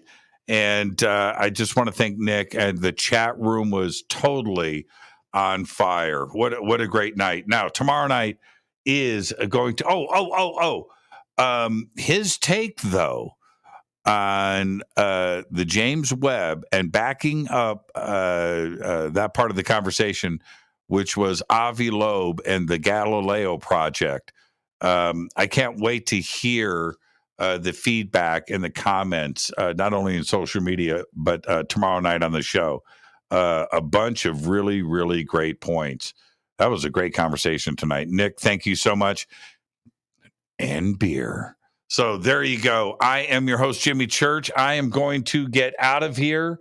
And tomorrow night is Fader night with open lines all night long. What a perfect night on the show. Man, that just made my night. Now I'm going to go drink some Red Stripe. Yeah, that's right. Fade to Black is produced by Hilton J. Palm, Renee, Dennis, and Kevin. Announcers are Steve Harder, Gene Vitoa, Mark T. Kovar. Webmaster is Drew the Geek. Music, Doug Aldridge. Intro, Spaceboy, spaceboymusic.com. Fade to Black is produced by KJCR for the Game Changer Network, and this broadcast only copyrighted 2022 by Fade to Black and the Game Changer Network, Inc. It cannot be rebroadcast, downloaded, copied, or used anywhere in the known universe without written permission from Fade to Black and the Game Changer Network. I'm your host, Jimmy Church. Until tomorrow night with Fader Night, hanging out with all of you, open lines all night long. I want everybody to be safe. Go Beckley Tappy.